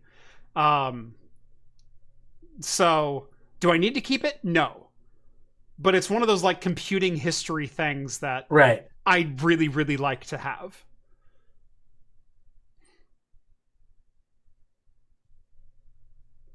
That guy is our family Dolphin emulator PC in the TV cabinet. That's amazing because I used mine as a set-top box for about a year. Yeah, it'd be a great set-top box. Yeah, it'd be great for that.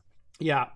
Can you see the arcade behind me? Yes, okay, the arcade's behind me. When I built the arcade, I wanted a Hades Canyon Nook.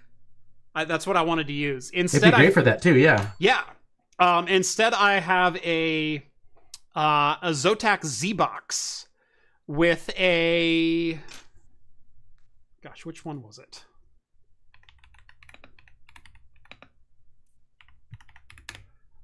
Can't remember which CPU it had.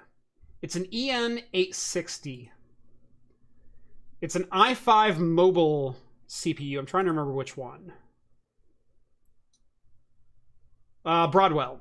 So it's a dual-core i5 4210. 1.7 gigahertz base clock, up to 2.7 gigahertz boost, and an Nvidia GTX 860M. Oh wow! So that's what's powering my my machine back there. I actually took the case off of the Z-Box and I mounted the bare PCB down to the wood with some standoffs. And I have a full video on the channel. If you look up my arcade build, that's what that is, and it's remained untouched since then. I've been looking at putting in one of the new AI 370s into there, and being able to emulate some more modern titles. But maybe get some like PS2 emulation on there or something like that, because this just doesn't cut PS2 emulation. Broadwell i5 mobile, no. But yeah, I've wanted good graphics in an integrated package to exist for so long, and I am so incredibly happy that Strix Halo is finally here. And the Framework PC, getting back to the story at hand. Yeah. Super interesting. Number one, they simply made it an ITX form factor. They didn't have to, and they did. Yeah. And I love them for that. Oh, yeah. That means you can put it in anything you want. Anything that's got ITX. If you want to swap it out, you can. You can buy this motherboard a la carte. Yep. You don't have to buy the PC. You can buy the board. Yep. So, notable features. Obviously, the Strix Halo processor on board, which is a integrated soldered unit with no upgradable memory. And the non-upgradable memory is actually a requirement of the platform. I've had it from multiple sources now. speaking directly with AMD and speaking directly with some other outlets who have similarly sourced information. Why didn't you go with LPCAM or some other form factor? Why not DDR5 modules? You know, because you're running at 8,000 megahertz or 8,000 mega transfers, which is possible with you know, SODIMM memory and especially LPCAM memory. Why not go that route? Why rely on you for soldered memory? And the answer is the signal integrity wouldn't allow for it. On this board, if we put 4 SODIMM slots on there, by the way, this is quad channel because they had to get the bandwidth high enough to support the RDNA graphics that are on there. Where do you put 4 SODIMM sticks? You don't. You don't. It's not. There's no space for it. There's no space for it on an ITX board. So that's strike number 1. You're looking at small form factor componentry. Where do you even put the memory to begin with? Number 2 is if you have a larger platform. So let's say we extended it out to micro ATX form factor. We go one more screw slot out on here. Yeah. And we add the 4 SODIMM slots in a line right there. The signal integrity from here to here you can lose a little bit. Yeah. Is enough that you can only run 6,000 megatransfers, not 8,000. Yeah. So you're running 3/4 of your potential bandwidth, which means your performance suffers dramatically. Right. Yeah. Especially in graphics performance. So the answer to that is solder all of your memory as close as you possibly can to your core. Yep. And that does make sense at that point. Yep.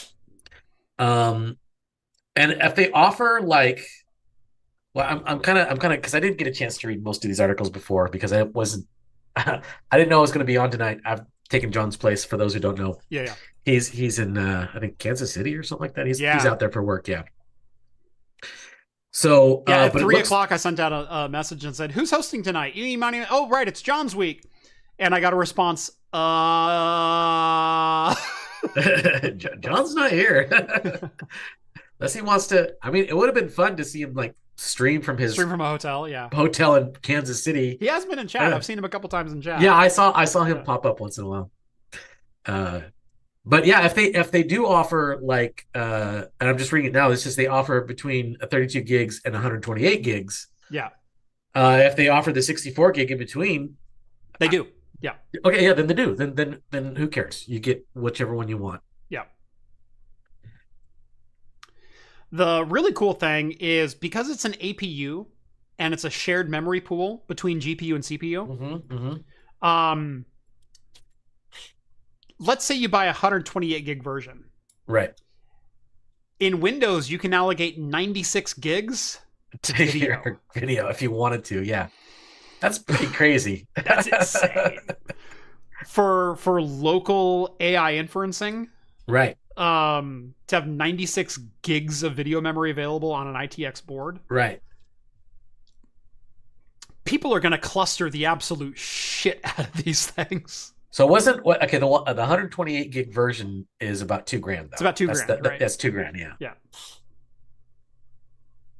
I mean, so the low end one, the 32 gig one, is $800. That's still pretty good. Yeah. That's a pretty decent price. Yeah. The $800 model is for the HX or not the HX, the AI Plus, AI Max, whatever.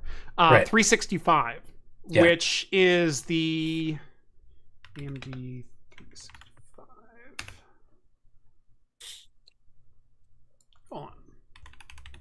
Let me get the specs right if I'm going to be quoting them.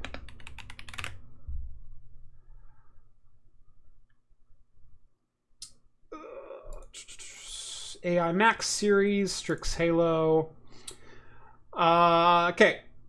So the 380... There's the I've been saying 365. It's 380, 385, 390, 395. Oh, okay. So the AI Max 380 is 6 cores and 12 threads with 16 compute units. So same graphics as the lower end tier, but quad channel memory. It's the same 16 compute unit as the AI 370. which is their top end of like the consumer range, but quad channel memory. Yeah. The 385 AI Max is 8 cores and 16 threads with 32 compute units. The AI Max 390 is 12 cores and 24 threads with also 32 compute units. The 395 is their top end tier with 16 cores, 32 threads, and 40 compute units. Oh yeah. Okay. That's the $2,000 version. Yeah. Yeah. So they're offering the 385, the 390, and the 395 in this form factor. And so it's 8, 12, and 16 core, or 32 and 40 compute unit. Mm-hmm. Okay. So I had been misspeaking earlier in the show. So apologize for that. Going off memory. You can only remember so many numbers. Yeah, I know. You drink beer, stuff starts to leak out. It's just the way it is.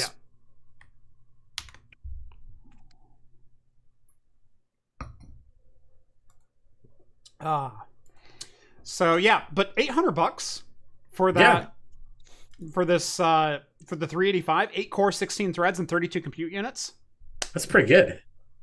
It's pretty damn good. I kind of want one of those. I know. What I would do with one, I don't really know. I kind of want a lot of those. A whole bunch actually. of them. Yeah, that would be fun.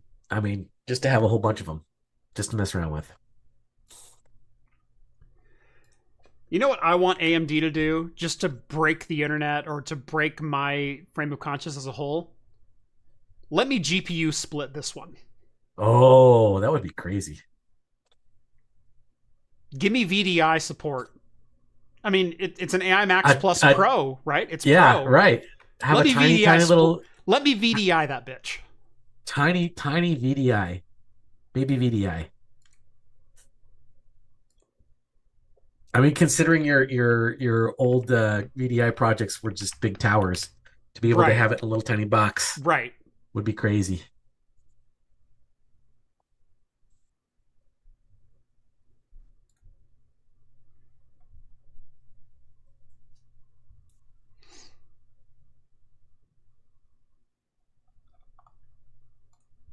Yeah. Just let me VDI it. That's all I want. I don't know even what I do with it, but I want it. So we got about 20 minutes left or so. Yep. How's your dragon's milk? Dude, I'm sipping this slower than my IPA because I really, really want to enjoy this beer. This is a phenomenal beer. I mean, I knew it was going to be. Yeah. That's why I drank it second. Also because it's 11%, but you know. Yeah. It's going to hit me later. I didn't have anything to eat before it came on because that's another thing. So yeah, this is going to hit me pretty hard. But I am thoroughly enjoying it. So I'm going to sip it slow and low. Nice. Green chimes in with $5. Thank you so much, Green. Thank you. One of the framework demos was a cluster of them in a 10-inch rack. Oh, God. Ooh, that's cool. Wait. The virtualization performance with Zen 5 16 cores. Holy crap. Are you kidding me? I have an Epic Rome 64 core as my main VDI or as my main virtualization host. Yeah. I have fully thought about replacing it with 2 of these. Oh, yeah. You give me some graphical compute on top of that, I'm yours. Also, Yocto says VDI not possible, but GPU-P maybe. Yeah, GPU-P will likely be possible with this through Hyper-V. That's GPU pair virtualization. And that is a kernel level sharing instead of a driver requirement sharing. Oh, I gotcha. So, yeah. That's actually what I'm looking at experimenting on with the RTX 5090 with an upcoming build. Which is why this board is so close, because the 5090 is right there too. These are going into one system. Oh, wow. That'll hopefully be live on Friday, so stay tuned. I am building the tiniest little RTX 5090 box possible. Ooh. This is going Okay. with this. Okay. What box are you putting that in? Are you? I mean, I know if you don't want to give it away anything because you got it coming out Friday. I understand. Oh, dude. Yep. Seriously? Yep. It's going in this. Wow. And it's going to be self-contained with the. Oh, that's going to be Self-contained. Sexy. Here's the power supply. Oh. 1100 watt power supply. Wow. This is Cooler Master's SFX, not SFXL, Yeah. SFX. 1100 watts. If you get that running and the cooling's good, you taking that to PDX LAN? This is my PDX LAN rig. That's what I thought. You know, the 4070 Ti Super just wasn't quite doing it for me. I had to go with a 16 core Zen 4 and a 5090. Oh man. Jason says Fractal for the win. Yeah, this is a Fractal Design Ridge. I had it in black, but I had them sent me over one white because I wanted it in white.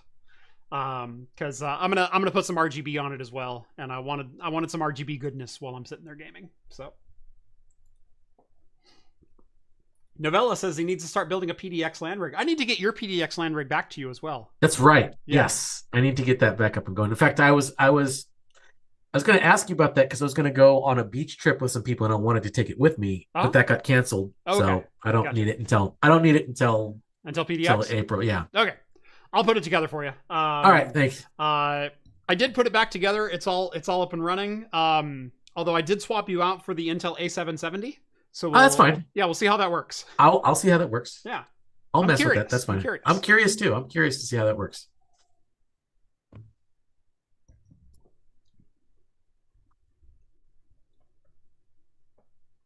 Skull says, damn, now I wish I'd come out for spring for the minis forum BD790i takeover for the row. Yeah. Yeah, because Skull also built a BD790i based board. Skull, did you use your 4080 Super or your 4080 with that one? I forget. What graphics card did you have in there? Rourke says PDX LAN's almost completely sold out. I'm actually surprised it's not. Yeah, I am too.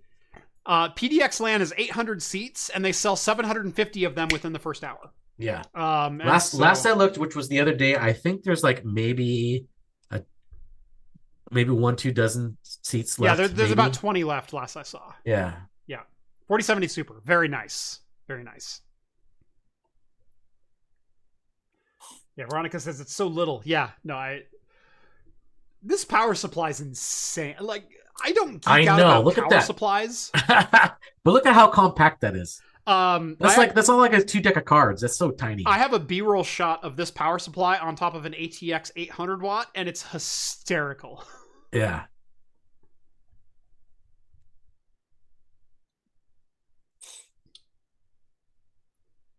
Yeah, Rourke, if you want to join, get in touch with Zach. You can get in touch with us. In fact, even if you DM me on Blue Sky, I can get you in touch with Zach, otherwise known as Yakto. We do a group buy for Craft Computing. We bought 24 seats this year. We have 2 seats left available. So if you want to go, if you're thinking about it, get in touch with our group. You can sit in our row.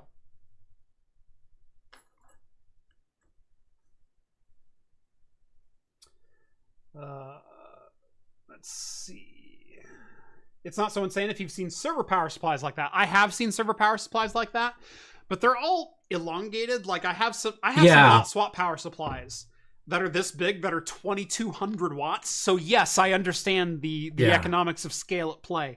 But they're not well, I mean they might fit, but they're not made to go in those cases though. For a consumer one with all the pinouts, because this takes a considerable amount of space inside to break out all of your different voltages into this. Remember, a server power supply is a single plug, a single rail that's delivering 12, 5, and 3.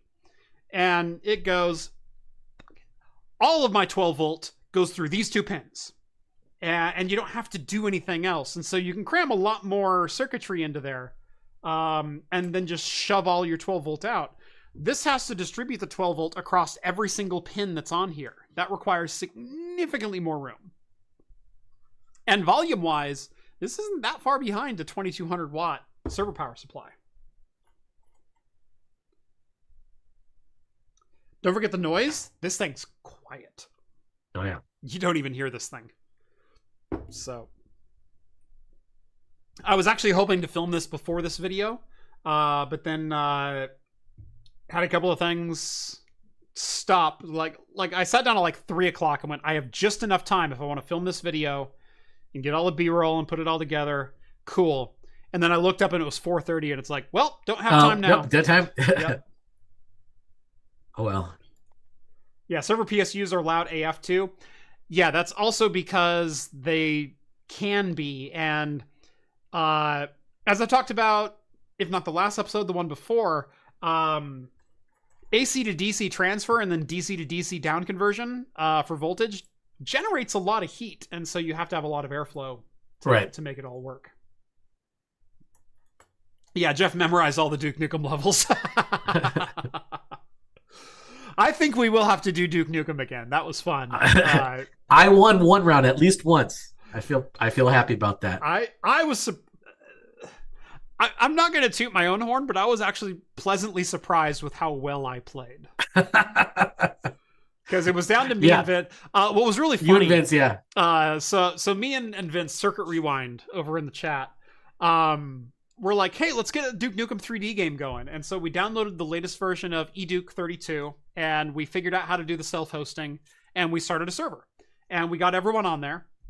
And in the first game, I'm like, I'm feeling pretty good. And then it goes, Circuit Rewind wins. Like 20, it was like 25 kills for the first one. And I came in second at like 19. And I literally went, all right. Let's do it. Oh, we playing now? Oh, we had so many people. I've never seen that many people play Duke Nukem since like the 90s. From after the first match. Yeah. It was absolute fun chaos. It was a blast. Yeah, Hops won one. You won one. I know Skull won one. Skull was constantly like top 3. So I don't know if Skull ever won a match, but he was constantly top 3.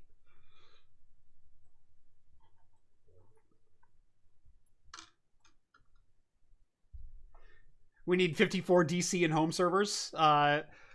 Well, actually, my new temp sensors are coming with DC compatibility. So you can simply plug into 54 volt DC and it'll work.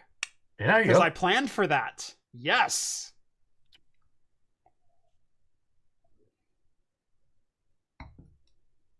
Skull won one as well. Okay. Yeah, I couldn't remember if you won one, but I knew you were constantly right there. Yeah, he was up there. You came in second so many times. Yeah, I know.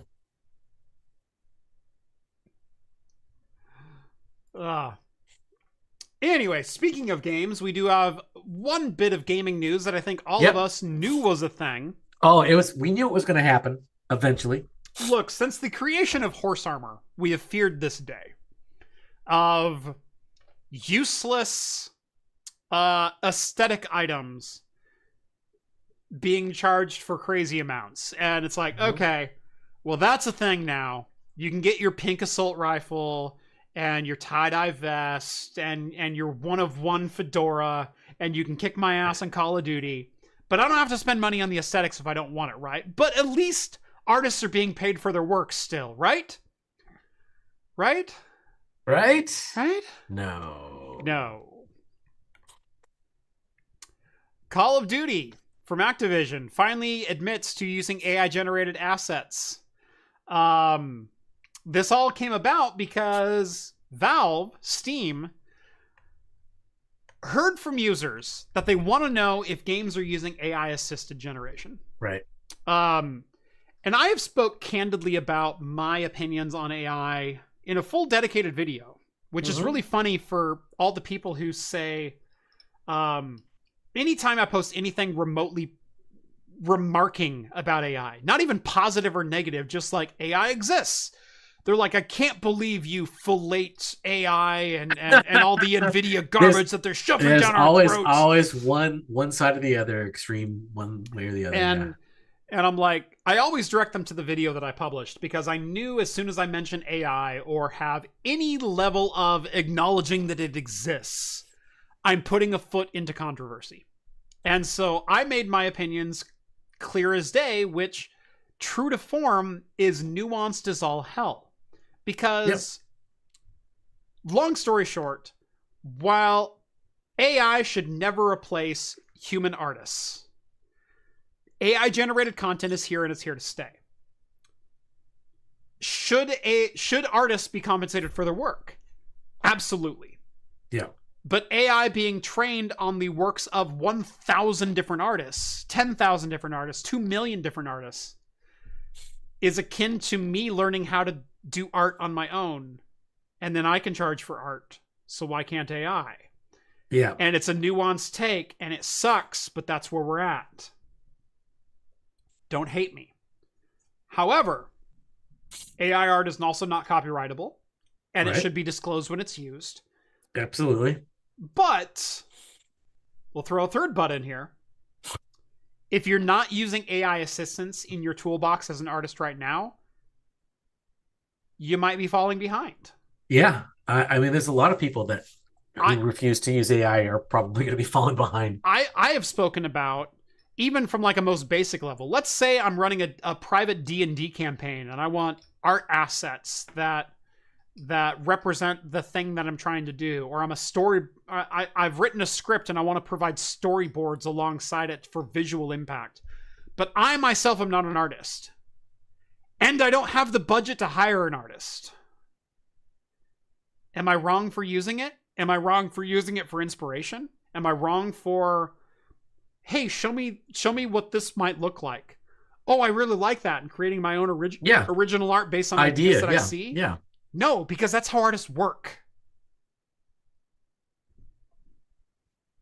Should I have to search through 10,000 images to find one image that inspires me, or could I just have it generate an image that might inspire me? So, it's nuanced, and it sucks, and I hate it. Yeah. But I'd be lying if I said I didn't see some use cases where it's totally viable and totally can accelerate the process, especially when helping human artists generate more art. Do I agree in shovelware? No. Blanket statement. Easy to say. But there are use cases for it, and saying anything contrary to that, I think, is also just equally ignorant. Yeah. Now that we've established where I sit on this, which is solidly nuanced and at no point taking a foot in either side. Valve, Steam, has heard user feedback about potential shovelware, about potential issues related to AI-generated imagery, content, assets, whatever. They already have a problem with shovelware. Yes. And this was before the advent of AI. Yeah. They had a problem with it. Yeah, as someone with one of the largest Steam libraries of people that I know, I understand. Yeah. Yeah. I have a little bit. I think I have like a couple of things of shovelware that people put out for free that I'm like, oh, what's this? And I grabbed it, but whatever. Yeah. Anyway, because Steam has heard user feedback around AI-generated imagery, assets, game creation, etc., they now have a requirement for any game publisher developer who publishes on Steam, if they used AI in the process of creating the game, to disclose it. Activision has since AI-generated content disclosure. This developer describes how their game uses AI-generated content like this. Our team uses generative AI tools to help develop some in-game assets. And I know the initial reaction to this is going to be, that's BS. I'm never buying an Activision product again. Read the statement again. Our team uses generative AI tools to help develop some in-game assets. I don't disagree with that. To help, yeah, because it doesn't say it's totally AI-generated assets. They did say help. Mm-hmm. They didn't say everything's 100% AI-generated. And, okay, so I want, particular pattern for a texture to map onto a model. Generate me this blah, blah, blah, blah. It could look great, it could look wrong, but it's like, oh, that looks good. Mm-hmm. It could help rapidly develop the game faster instead of waiting for artists to create a corduroy texture because you want a corduroy textured suit or whatever. I have no idea. But if it helps them, develop things faster, then that's fine. Yeah. But as long as it's not like, 100% totally AI generated slop that they're just slinging back out there. Yeah. Yeah. There's a difference between generate AI, hit publish, and using AI in the development of in-game assets. That is, give me an idea for this particular scene or train this AI on the data that I've already created in my art style to show me what a particular item or an asset or a wall or a texture or a in-game character or whatever else might look like. Yeah. To give an artist a starting off point, a jumping off point, to eliminate 30 hours of work from the beginning of a project to get from start to finish faster. Do you know what is also AI that no one seems to have a problem with? Adobe Content Aware Fill. Oh, yeah. They do that all the time. In fact, they're integrating all AI into their stuff. Yeah. They've actually, Adobe in some of their latest releases does have generative AI by prompt. So you can say, oh, fill this area with a mountain creek, and it'll generate a stream for you. I want a grassy knoll before I shoot the president. Right. But Adobe CS version 8.0 of Adobe Photoshop started introducing AI tools with content aware fill. And that is, you could highlight an object and say, and fill it with all I don't want that object anymore. Yeah, it's gone. And it would take assets from within your scene and it would fill them with other assets from the scene. And it was kind of like magic. The object just kind of disappeared. Now, sometimes there were some really nasty artifacts left behind. Yes. Because it doesn't know what a mountain looks like. It only knows what your picture looks like. And so you might have to go behind it and touch it up or redo your outline or some other things like that. But it was a great way to remove objects from a scene. Hey, remove this power pole from my picture. Oh, there's a person in the background making a really weird face. Can we just eliminate them from the picture? Yes, you can now. Yeah. And you got some pretty natural looking results. Guess what? That's AI generated content. Right. It always has been. And we didn't have a problem with it 10 years ago. 15 years ago is when that came out. Good God. I actually found there's a game. It's not even early access. It's not even early access. It's in playtest right now. Mm-hmm. And I thought this was like a pretty neat idea. So I signed up for it, but I haven't even got a chance to really mess with it that much. But I thought that the concept was really cool. Yeah. It's like a, normal survival type game, like kind of like Power World or Ark or something like that. Uh-huh.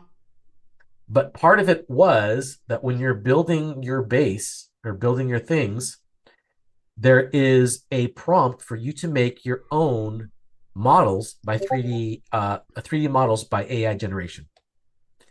So you take a prompt, you say, I want a golden cat statue. Da-da-da. It goes, okay, here you go. And it generates it for you, and he puts it. And it's called Dream World, the Infinite Sandbox MMO. It's in playtest right now, and I haven't really gotten to mess with it that much.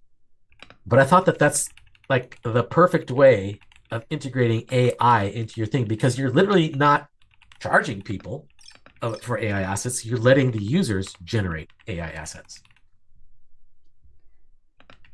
And as long as they're not like, oh, I want a giant gold statue with a big giant, hanging out, those type of things. Mm-hmm. I think that's pretty neat and innovative way of integrating that into a game. Yeah. Yeah. There's so many opportunities to use AI in games. Right. For, hey, let's give my my militia, my infantry, my command, my whatever, my units, unique looking weaponry. Right. You know, like let's say I'm developing a real-time strategy game, and remember when you were playing Command and Conquer or StarCraft or anything else, and it's like they're all Terran units, and so a Marine is a Marine regardless of the color, and a Firebat is a Firebat, and a Wraith is a Wraith. Right. They all look the same. Imagine if the AI could generate a unit based off your prompts and your criteria and your colors and your badging and your everything else. Right. To create units that looked unique to you. So your enemy doesn't necessarily know what your unit has or what your strengths and weaknesses are. Yeah. Hella cool, right? Yeah. There's all kinds of good ways that AI can be integrated into games. Yeah.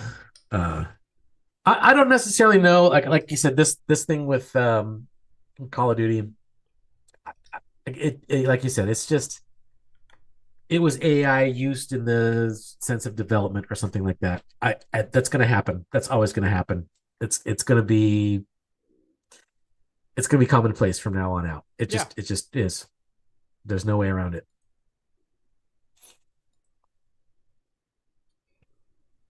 Yeah.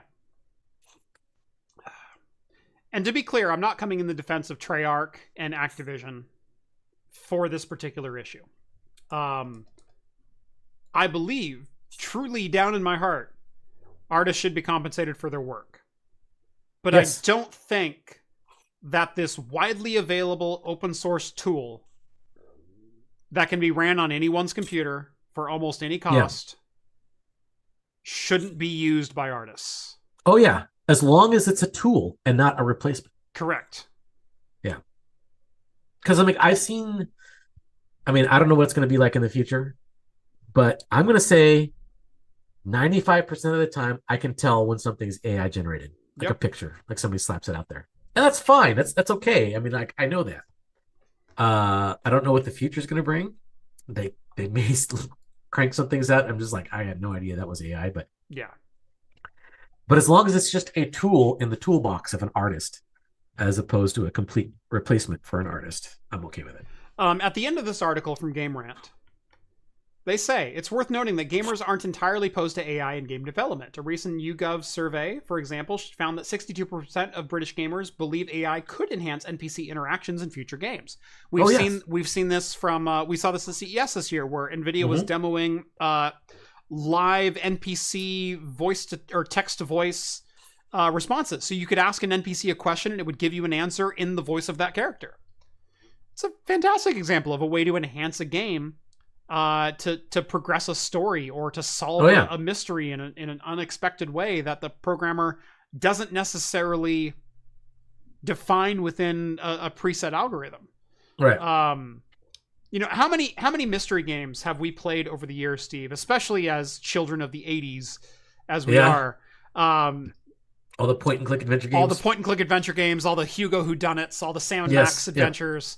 Yep. All those games that once you solve it once, you're like, I'm done. Never play that game again. What if those games had literally infinite replayability because the scenario changes and the answer that you have to find changes, and the players and the characters react in different ways based on motivations programmed within the game? That would be very interesting. Although, I mean, I say it can't replace the games like you said, like Sam & Max or like Monkey Island, because those games had a unique style and humor to them that I don't think AI could ever replace. Yeah, we're not replicating jokes yet. Yeah, I know. Definitely not. The only time I've ever laughed at AI is just because of how ridiculous the answer was. It wasn't like they're intentionally trying to be funny. Yeah.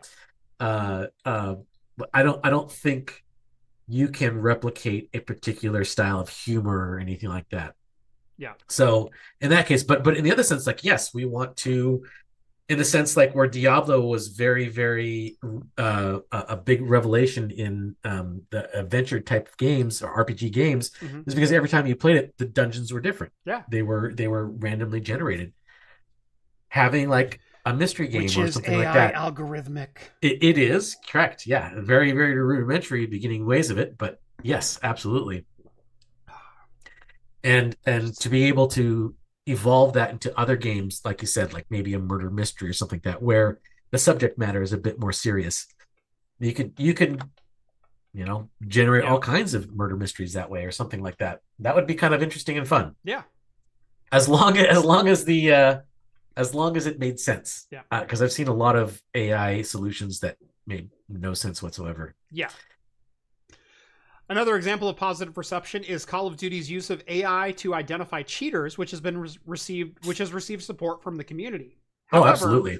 however, what players take issue with is lazy implementation of AI. They don't want to see sloppy, unnatural, or uninspired art and cosmetics, especially in Correct. high-earning AAA games where budget constraints aren't an excuse. And Exactly. that's exactly correct. That's exactly correct. Yeah. So we're going to see AI generated imagery in marketing moving forward. It's going to happen. And That's you should gonna be call there. it out when you see it. Because, We already see it. I already yeah. see it. Oh, I already yeah. see it now. Look at Amazon product listings. It's all over the freaking Yep. place. It's all over the place. Call it out when you see it. Don't buy from those companies. Yeah. But don't see AI included and immediately discard it. Yeah. Because See, that this doesn't crap. necessarily mean this was 100% AI. It Yeah. might mean it's 5% AI and 95% human, and they used Mhm. AI as a tool. Yeah. And remember, anything involving a human, up to and including Adobe's content-aware fill Yeah. That's AI. in picture, that's AI. Yeah. It's all That's AI. been AI forever. For 15 years, that's been AI. God, I remember when that was announced. Was it 2009? Yeah. It's been a while. God, seems like forever ago. And it literally looked like magic the first couple Yeah. times I saw it and Oh, tried yeah. it. It worked. It worked okay when I tried it. There's a couple cases where it's like, oh, that's terrible. Yeah. But for the most part, it was pretty cool. Spiritual Rants points out, hasn't Diablo essentially been using AI for loot dropping since day one? Kinda, yeah. Yeah, kind of. It's algorithmic. That's all AI is an algorithmic response to stimuli. And But they're using huge giant data sets to use to they're using much get their larger answer. data sets, and also they can interpret prompts so much better now. Yeah, Because before you exactly. had to give it exact language on how Right. you wanted it to interpret Right. a prompt. Now it can take plain sentences from you or I Right. and Right. interpret that data into a usable response. Yeah. So the barrier to entry has gotten so much easier as far as algorithmically generating your expected results. And the barrier to entry as far as getting good results is so much lower. The hardware is affordable. You can buy an RTX 4060 and run an LLM or an image generation program on it today. I'm gonna put a microphone at the bottom of my mouse, so I can say, "Okay, computer." From Star Trek, Scotty. Hello, computer. Hello, hello, computer. A keyboard. How quaint. You're quoting literally one of my favorite Star Trek scenes of all time. I know. Aye, transparent aluminum. What would you say that'd be worth to you?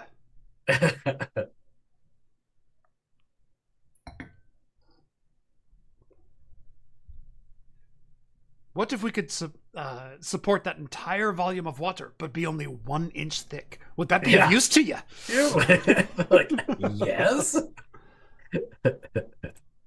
Now we got to make a mod where there's a microphone implanted at the bottom of a mouse where you can interface with AI with it. You can pick it up and just give your Computer. prompt. Yeah. That'd be awesome. You say, hello, computer. Hello, computer. And it says, hello, Scott. Or hello, Montgomery. Mm-hmm. Green sends over another $5. Thank you so much, Green. Green. Rocknix Linux has gotten popular lately. Think PS3 Xbox emulation on ARM. $150 to $250 handheld playing Halo 2 with LAN support. Yes, please. Yeah.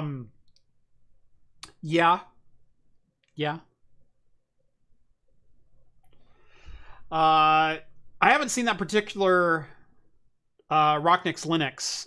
But I am well aware of... Gosh, what project is it?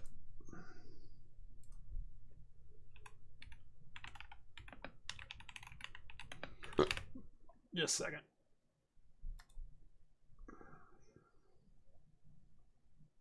Trying to remember the version of Linux that I run on a couple handhelds that I have here. Yeah. Because I have an RG350M. It's something stupid like Doug OS or something like that. It's stupid. Doug OS. Atom. It's Atom. Atom OS. Atom OS. It's a custom Linux distribution for certain Anbernic handhelds. So I have an RG350M. That's my personal handheld that I run all my Game Boy Advance and Game Boy games on because it's a 4x3 screen and it's freaking amazing and it's metal and it feels so good in your hand. And then I just bought my sister an RG3X. It's one of the newer ones. It looks like a Game Boy Micro if you put it in the dryer and it expanded. Yeah. It's a little puffy guy. Yeah, it's a little puffy guy. And yeah, I also installed Atom on that, and it's running freaking great. She wanted to play a lot of the old Pokemon games. I say old, she wanted to play like Sapphire and Ruby, and it's like, oh, girl, come on. No, come on, Red, Blue, Yellow. Those are the only Pokemon games I recognize. But no, got her a little handheld, and she's been rocking that. So.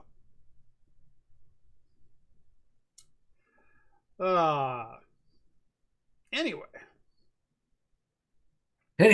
Oh. Could I just say this beer is all of 11%? I know. This is 11% too. I'm at the bottom, and I'm feeling pretty good.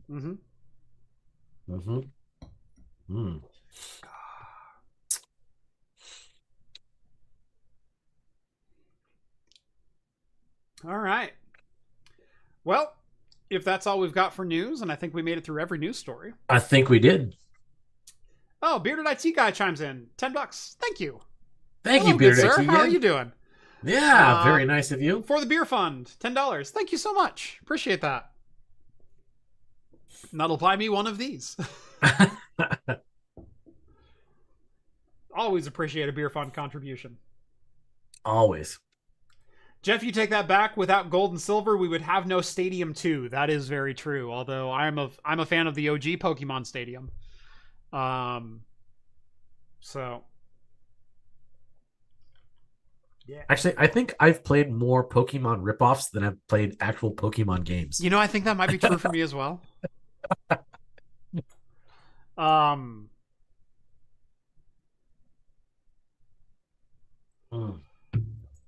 God dang, that's such a good beer.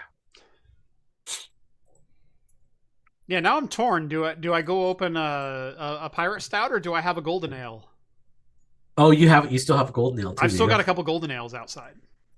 Well, I mean, it depends. It's 11%. So you're doing 11% on top of that 11%. You're gonna get smashed. I mean, pirate stout's an 8. It's not that far back. Yeah, I know, but it's like you're going from 75 miles an hour down to 55. Right. Yeah, it's still fine. Have you ever done 120 miles an hour and then slowed down to 40? It feels like you could just open the door and step out. I know. It feels like you could just jump out, no problem. Allegedly.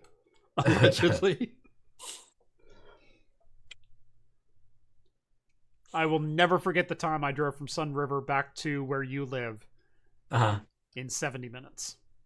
Oh God, that must from Sun River. Okay, and you went over the pass, right? Went 22 through Detroit and everything like that. 22 into Salem. Oh, that's a windy ass drive too. Was it with your Z? It was not with the Z. Okay. It was with my 91 Mazda 626 GT. Oh, that's still a fun drive. Still a really fun drive. Still a 5-speed and a 2.4 liter with a turbo. Yeah. It was a sedan. It was a sedan with 4-wheel steering. Oh, still. Well, you have to have 4-wheel steering. You have to have 4-wheel steering for doing some of those turns. There was another car that we met up with just outside Sisters as we're coming through. And we wanted to go faster. And so I sped up to 80.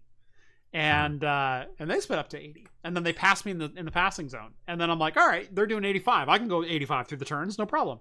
And then we get to the next passing zone, and I went, screw it. So I dropped into fourth, and I passed them. And then we went 90 through the next set of curves. And then we got to the passing zone, and they passed me. And we did 95 through the next set. And I went, all right. And back and forth it went. Yeah. Until we got to Salem. I bet, dude. That's the quickest ride I've heard come from Ben. Because that's not it's a great, beautiful drive. It might have been 80 or 85 minutes, but it was still. It's a windy drive. It is a windy drive. It was still not the 140 minutes it should have been. Yeah, I know. Yeah. Yeah, we were up there. Yeah. Allegedly. Yeah, it's usually about 2.5 hours to get there. God, how old was I? 22? Oh God.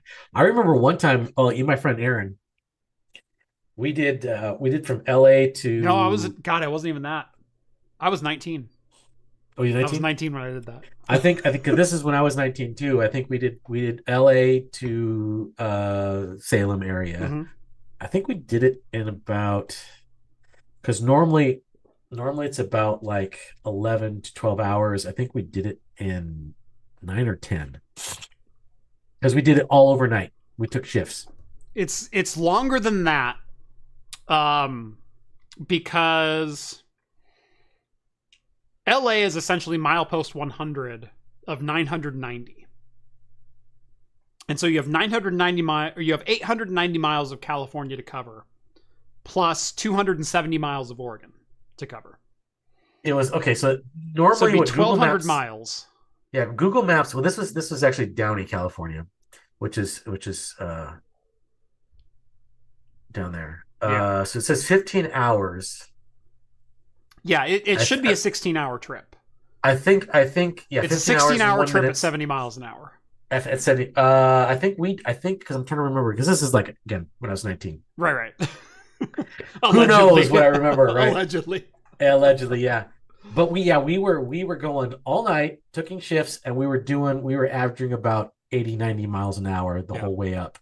And I think I want to say we did it in 12, maybe 12 sounds doable. Yeah. Based on my journey, on my boogie through California, the last time I did the full drive of California, definitely doable. What was great was driving through LA at 4 a.m. with no one on the road. Oh yeah, that's when no one's on the road. But there's been times where I was driving through LA at 1 a.m. and I still hit traffic. Yeah. There was construction. It was construction. Right. I still hit traffic. No, I went through, last time I drove through LA was at 4 a.m. and I did it in fourth gear. Just yeah.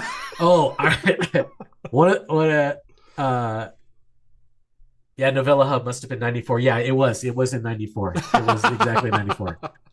You are absolutely right. That was the year. That's hilarious. He has you pegged, man. I know. Yeah, we were going to San Diego. Mm-hmm. And it was on a Sunday, early in the morning. And so we were going south, and it was south of Anaheim. So we're going south of Anaheim. And we were hitting the 7-lane freeways, and nobody was on the road. And it felt weird. Because there's just one car in the middle lane with all these other lanes next to us. And I'm like, I don't, this is so roomy. I got so much space. It's weird. I would even where we live, we get, sometimes we get three lanes mostly with our freeways. 7 lanes, and there's nobody there. Yeah, and you're in lane 4. Yeah, and you're doing 90. Yeah. I was like, this feels weird, dude. Yep. Yep. No, I miss that car. I miss that car a lot. Yep. Anyway. We've been going over on shows lately. I'm not going to turn this into a 3-hour show. I know. I think last time I was on it, it was a 3-hour show. We used to do originally this was a 1 hour show, and then it stretched to like an hour and a half, and it's like, yeah, it's kind of an hour and a half, but whatever, it's still an hour show. And then it's like, screw it, you guys want to make it 2? Yeah. And then eventually it stretched to a 2 hour show. And we're like, all right, that's good. The last 3 weeks I've been on for like 2.5 or 3 hours. Yeah, I know. We either got to extend it or cut it back. Right. We either have to extend it or dial it back a bit. I'm not sure which, but the cool thing is we've been holding an audience the whole time, which is that's pretty good. Which is why I say no, screw it. Don't pull it back. Just like if people want to watch this late, that's fine. I'm gonna have to hook up a pee apparatus under my desk. We're gonna have to catheter before all this goes live. Yeah. Anyway, thank you all so much for watching episode 371 of Talking Heads. Join us every Wednesday night at 6 p.m. Pacific time for the latest in beer and tech news right here on Craft Computing or in podcast form over on Spotify or wherever your favorite podcasts are found. Make sure to drop this video a like, subscribe to the channel if you haven't done so already, and hit up craftcomputing.store for all of my exclusive merch. We've got pint glasses, whiskey stones, stone-etched coasters, everything you need to start drinking like a pro. Oh, you've got the wood one. Nice. I got the wood ones. Limited edition wood one. The limited edition, my favorite beer. Yes. I love that one. And if you happen to attend PDX LAN, come see me. Come hit me up. I usually have some merch that I give away. So I'll be there too. I don't have any merch to give away, but I'll let you touch me. If you go, oh my god, it's Craft Computing, I'll send you away with a coaster or something. So yeah. Come say hi. It doesn't matter if I'm gaming. Come say hi. I'm approachable. I don't bite.